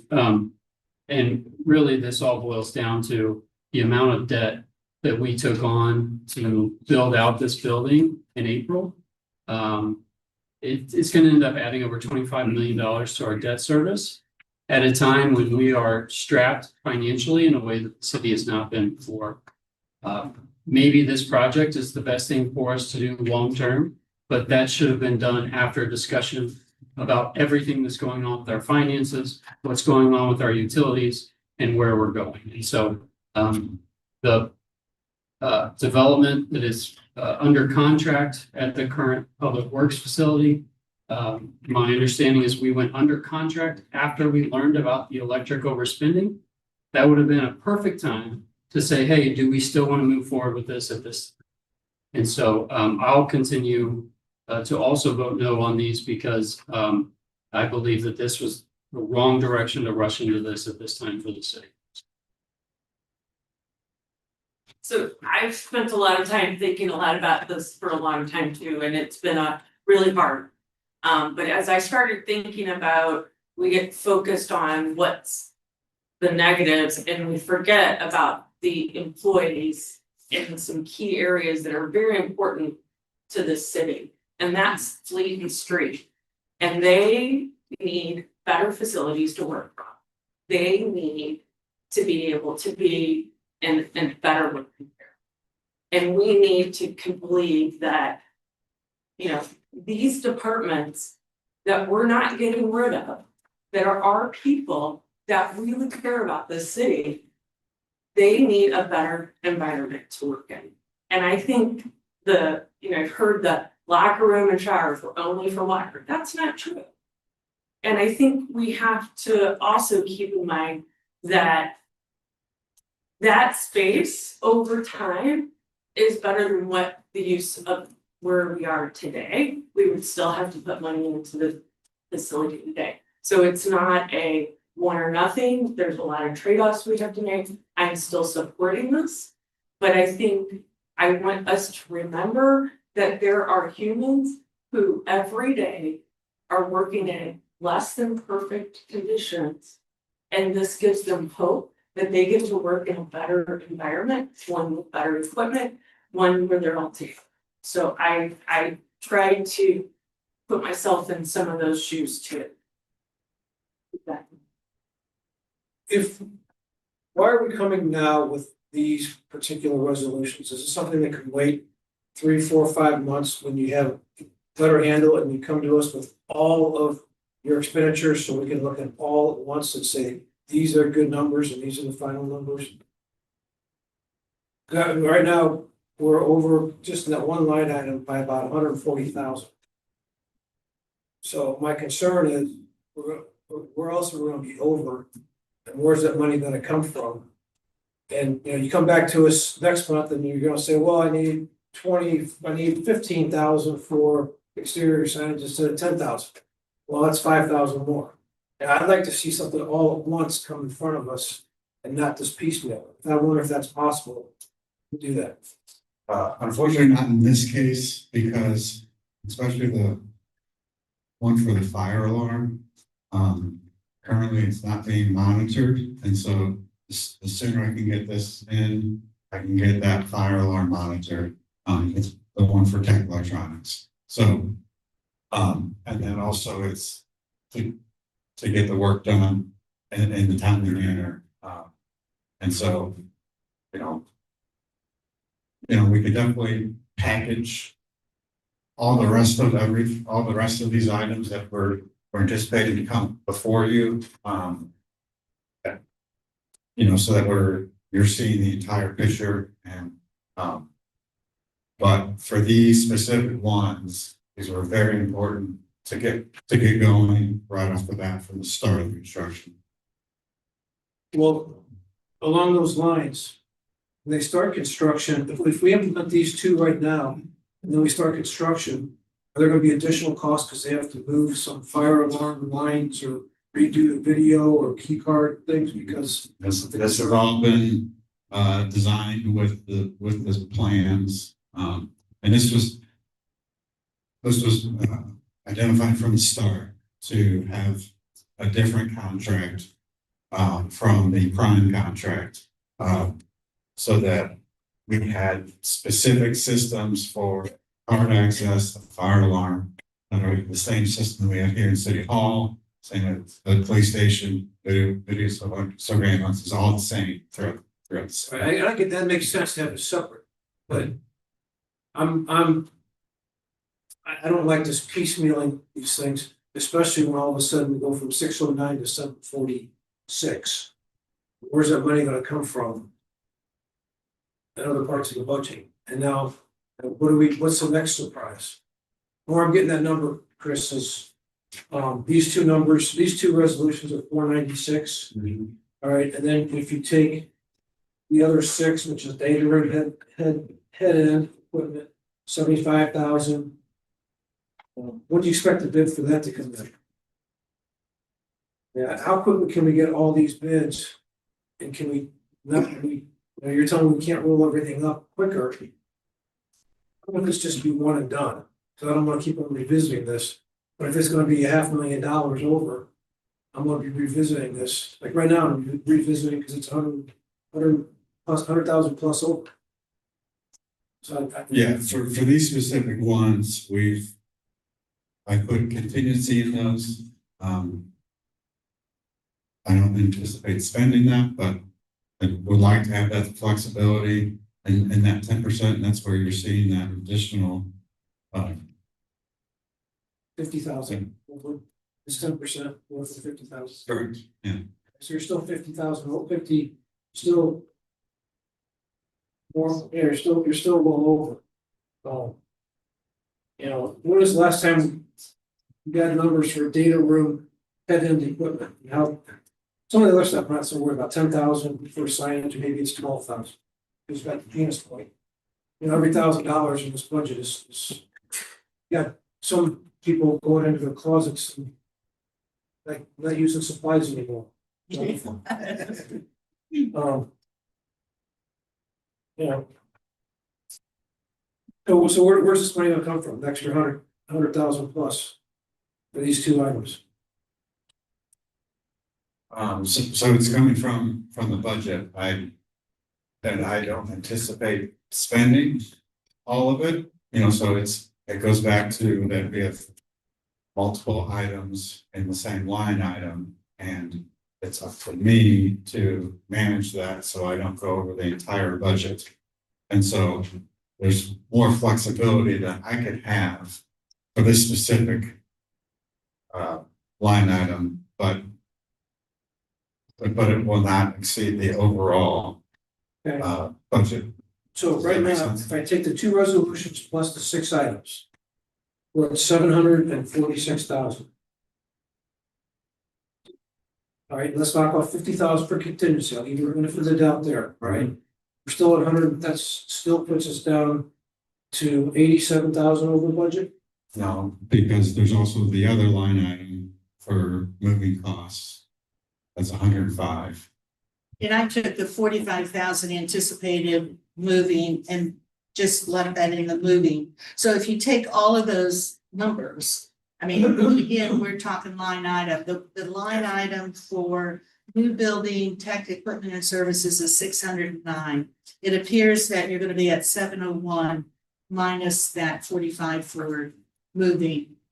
So 701,000, again, I think that's 100,000 out of that. Now, obviously, I don't know what the professional services, because that was projected to be 900,000. Professional services, the 9,000 or 900,000, that's over what was spent last year and now this year.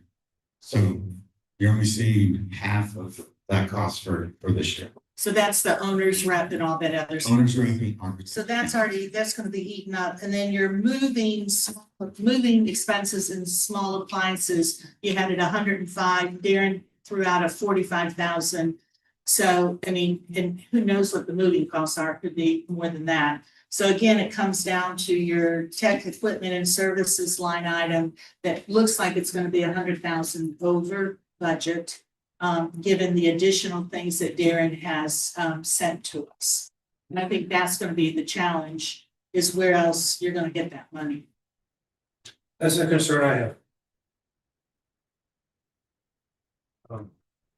You know, and to answer, the question was posed, how much total is this, what this is gonna cost us? We're 8 million, we got that, just under 8 million. Thanks to the 9.62% contingency.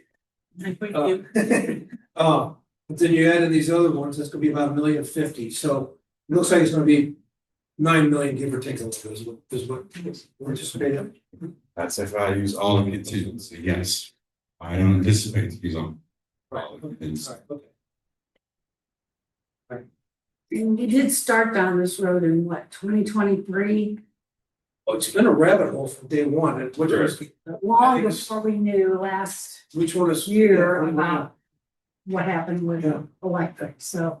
Yeah, my point was the contract at Double Eagle happened after, so just to clarify.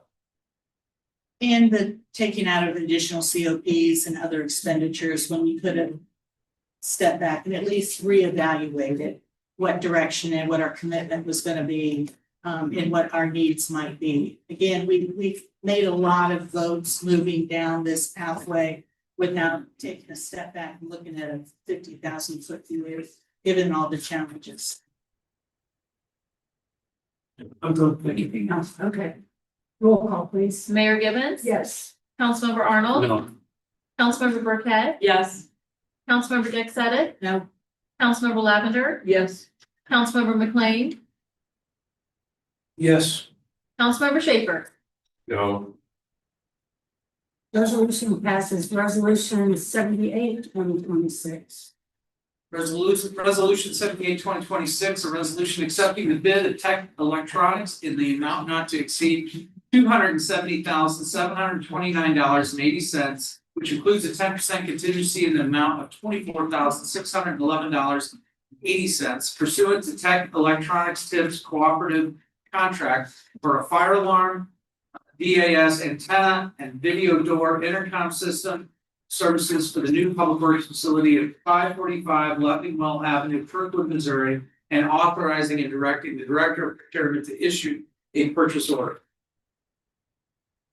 Do we have a motion and a second to accept resolution 78, 2026? Second. Thank you. Any discussion? Yes. so Murphy, this contract, is this all proprietary stuff that they're going to put in? The reason why I'm asking that is because in the past, we've bought water meters, we've bought electric meters and so forth. And they were proprietary, and then we found out they were the cheapest bid, but then we came back and found out, oh, we needed replacement parts or things that were a lot more expensive than generic. So is this, I look at it and read it, but it looks proprietary to Tech doing that same as Murphy. Is that correct? Can you answer that or? Okay.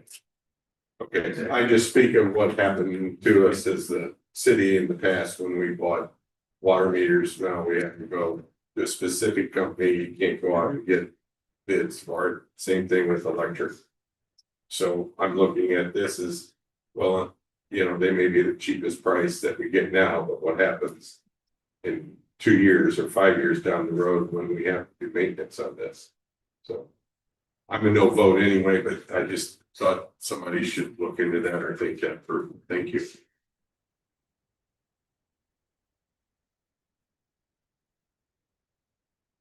Can I just clarify if I read this correctly, Chris, on the tech electronics with the fire alarm and that intercom system, all that needs to work with all the other things that we have, is that correct? We're on 78, correct? Yes. Sorry, which is tech electronics. Yes. Okay, just clarifying because I thought I heard mention Murphy, that was right. But part of this is interoperability with everything else we have, right? So there's a making sure that all works together.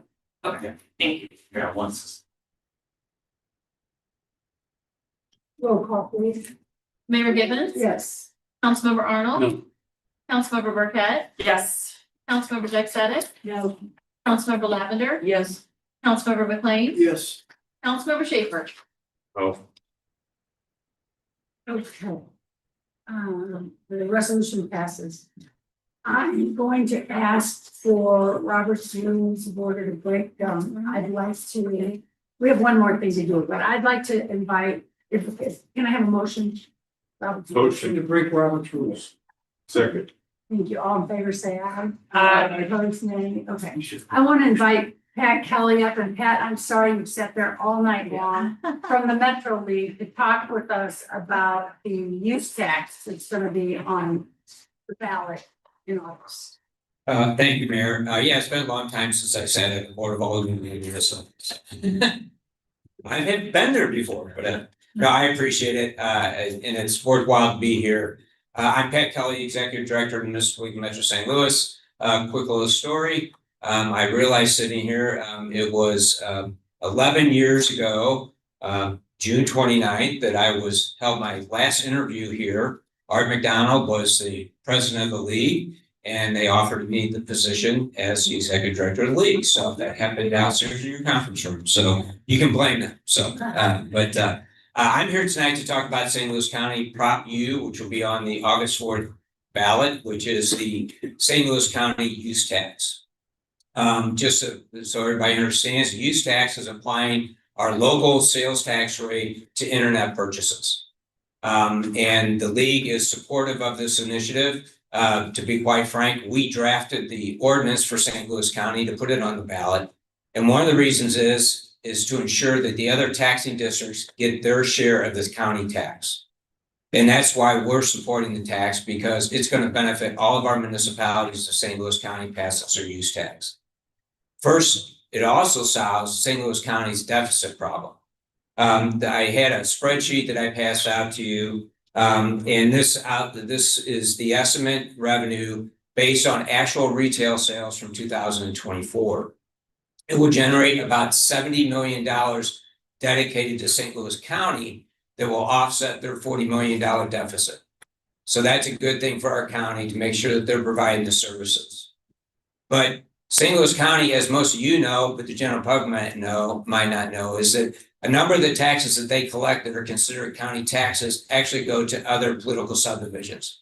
Specifically, Great Rivers Greenway will receive about $3.7 million a year annually from the use tax of St. Louis County. The Park Grant Commission, which allocates municipal park grants, which I think we just got a reimbursement request in for the city of Kirkwood for a grant that they got. Will also receive about $1.6 million a year. St. Louis Zoo will receive about $4.2 million annually. And the ECC, which is the St. Louis County Emergency Communications Center, which we all participate in, will also receive about $3.3 million out of that. For the municipalities, we share in the 1 cent sales tax, the countywide sales tax, and the public safety sales tax. Under the use tax legislation, those funds generated from that will be dispersed throughout St. Louis County on a per capita basis. So for each municipality, it will be a minimum of $50 per capita. So for the city of Kirkwood, that'd be about $1.4 million a year that we're going to your general revenue fund from St. Louis County's taxes that are being collected. I have to tell you, I think that these estimates are actually about 50% of what you will actually generate, meaning it could be as high as almost $5 million, or I'm sorry, $3 million for the city of Kirkwood on an annual basis. The reason for that is under the use tax, all of the business-to-business purchases that are taking place now out of state, we don't have any way of calculating what those numbers are going to be because it's not being collected today. And for most municipalities that have passed the use tax, the commercial revenues being coming in have been higher than their consumer-based retail expenditures. So it could be anywhere from for St. Louis County, again, they're 70 million. It could be in excess of maybe 100 to 120 million, which would really solve their deficit and their budget problems moving forward. The one analogy I've used is I've been doing a lot of these presentations on the use tax. And the reality of it is, if it wasn't for internet purchases, we wouldn't be having these discussions. Because all of these items right now that are being purchased online would have been being purchased at our local stores here within our communities. And so we wouldn't even be going and asking for the voters to support the use tax. This is not a new tax.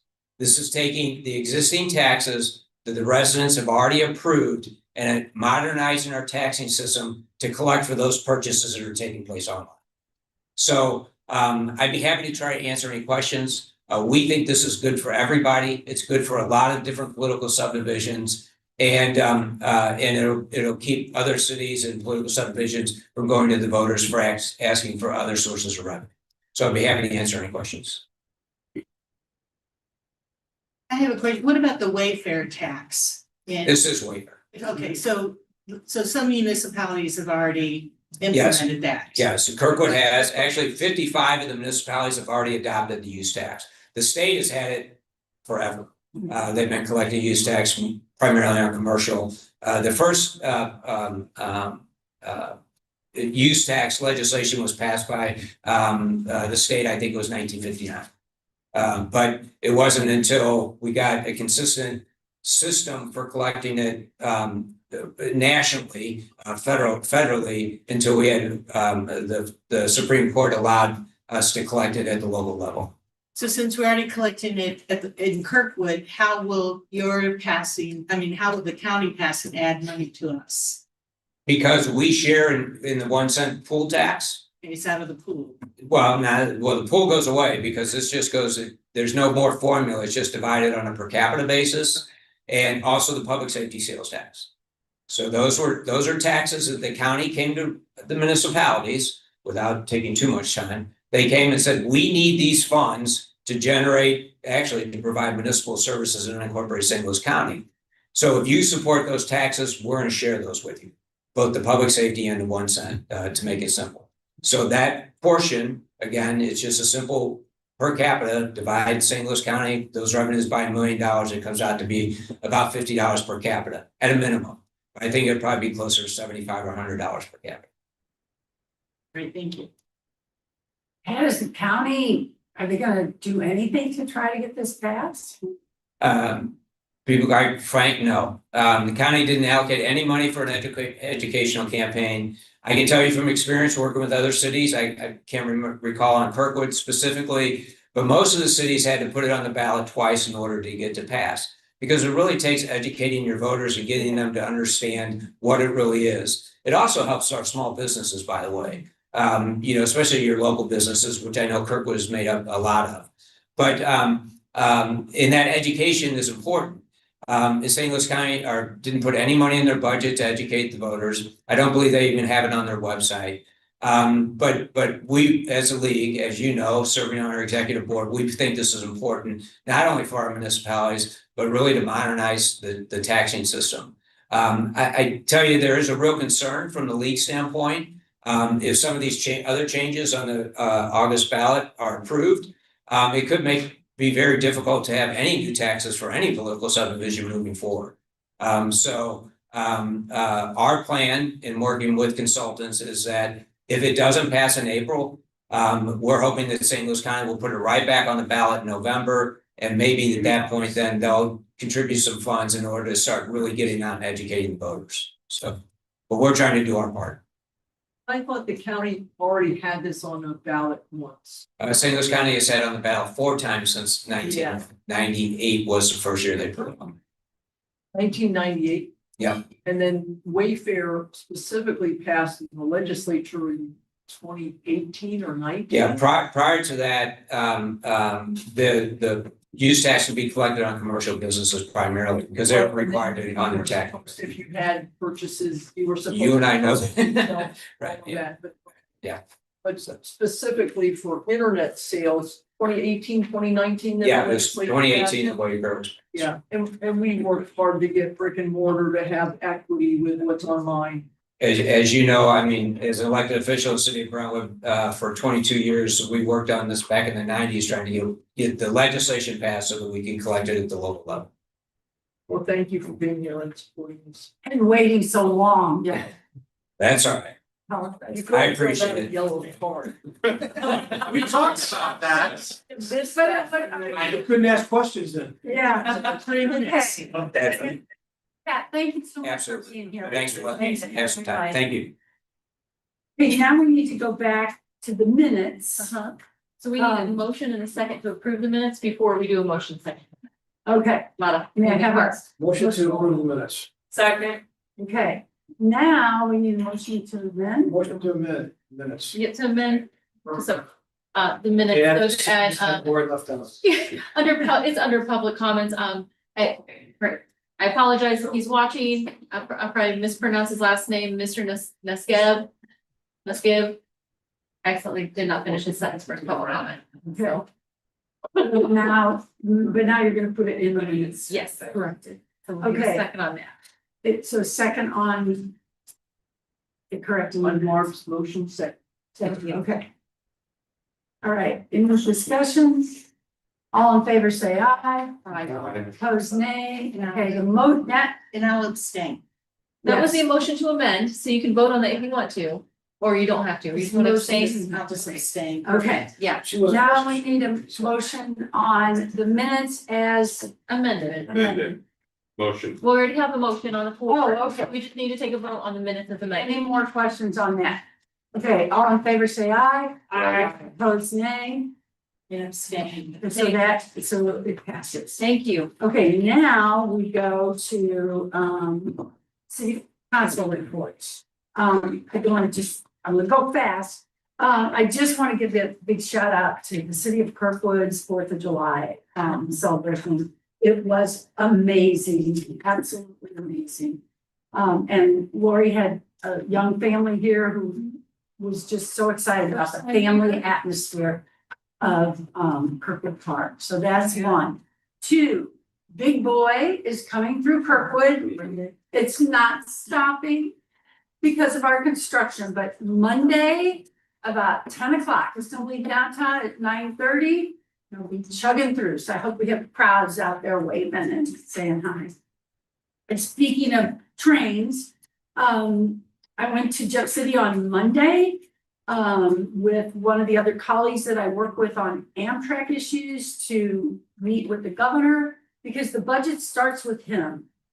And if he were to take it out, then we'd have to work and scramble. But anyway, he was very supportive of Amtrak.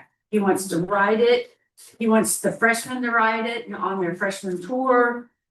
So anyway, that's all I have. Anyone else with a council report?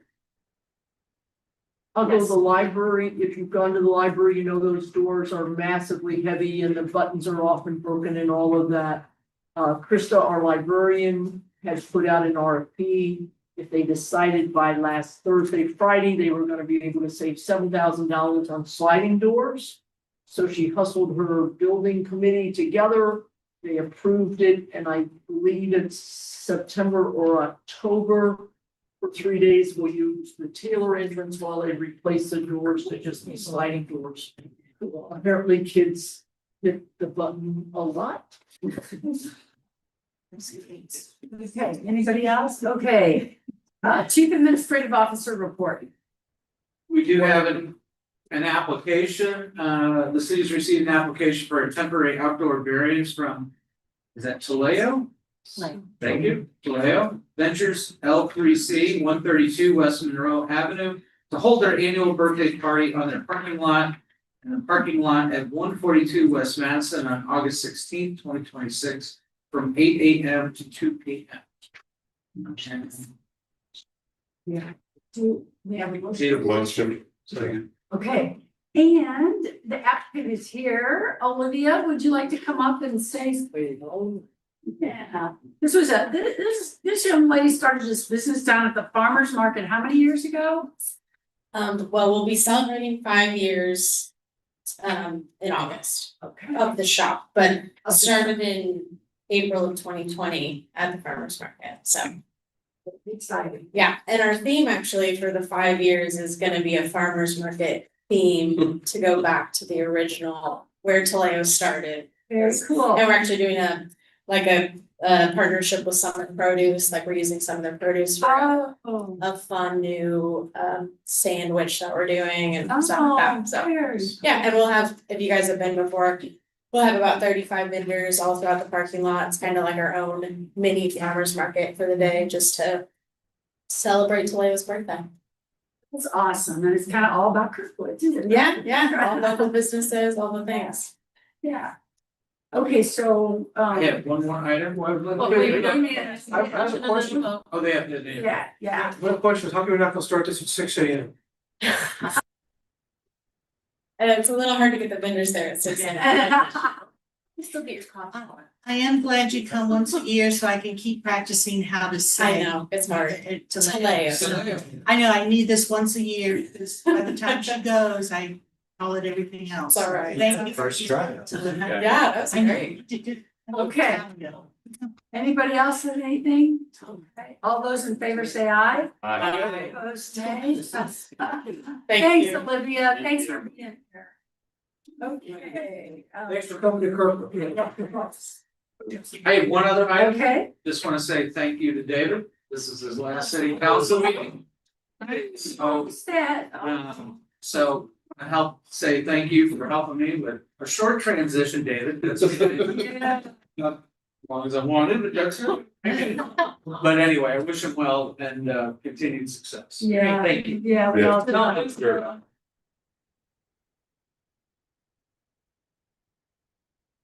Okay. City attorney report, I have nothing to report. city clerk report. Yes, Your Honor, I have the meeting of last night's Planning and Zoning Commission. The following action was taken. By a vote of 9-0, the commission recommended approval of a special use permit for an indoor amusement facility / arcade for the property addressed at 118 North Kirkwood Road. A public hearing will be scheduled for the council for this on August 6th. I'm gonna skip one item because I'm gonna line these up when they're actually gonna be scheduled before you guys, so I'll come back to those. By a vote of 9-0, the commission recommended approval of a special use permit for outdoor dining for the Ivy Restaurant at the Aria, addressed at 132 East Monroe Avenue, Suite A. The public hearing for this will also come before the city council on August 6th. Then by a vote of 8-1 on 3 separate applications, the commission recommended approval of zoning map amendments for 12 separate properties. I'm not gonna read them all. From B3 Highway Business District and R4 Single Residential District, all to R5 Multi-Family Residential District. These will be 3 separate public hearings, but we'll hold them all as technically one. They'll be listed as 3 on August 20th. We're gonna be busy in August. You are gonna be busy in August. Okay. And David, It's been great. All right. Good luck, David. Good luck. See no further business. Congratulations. Our next regularly scheduled meeting will be Thursday, August 6th. This meeting is adjourned.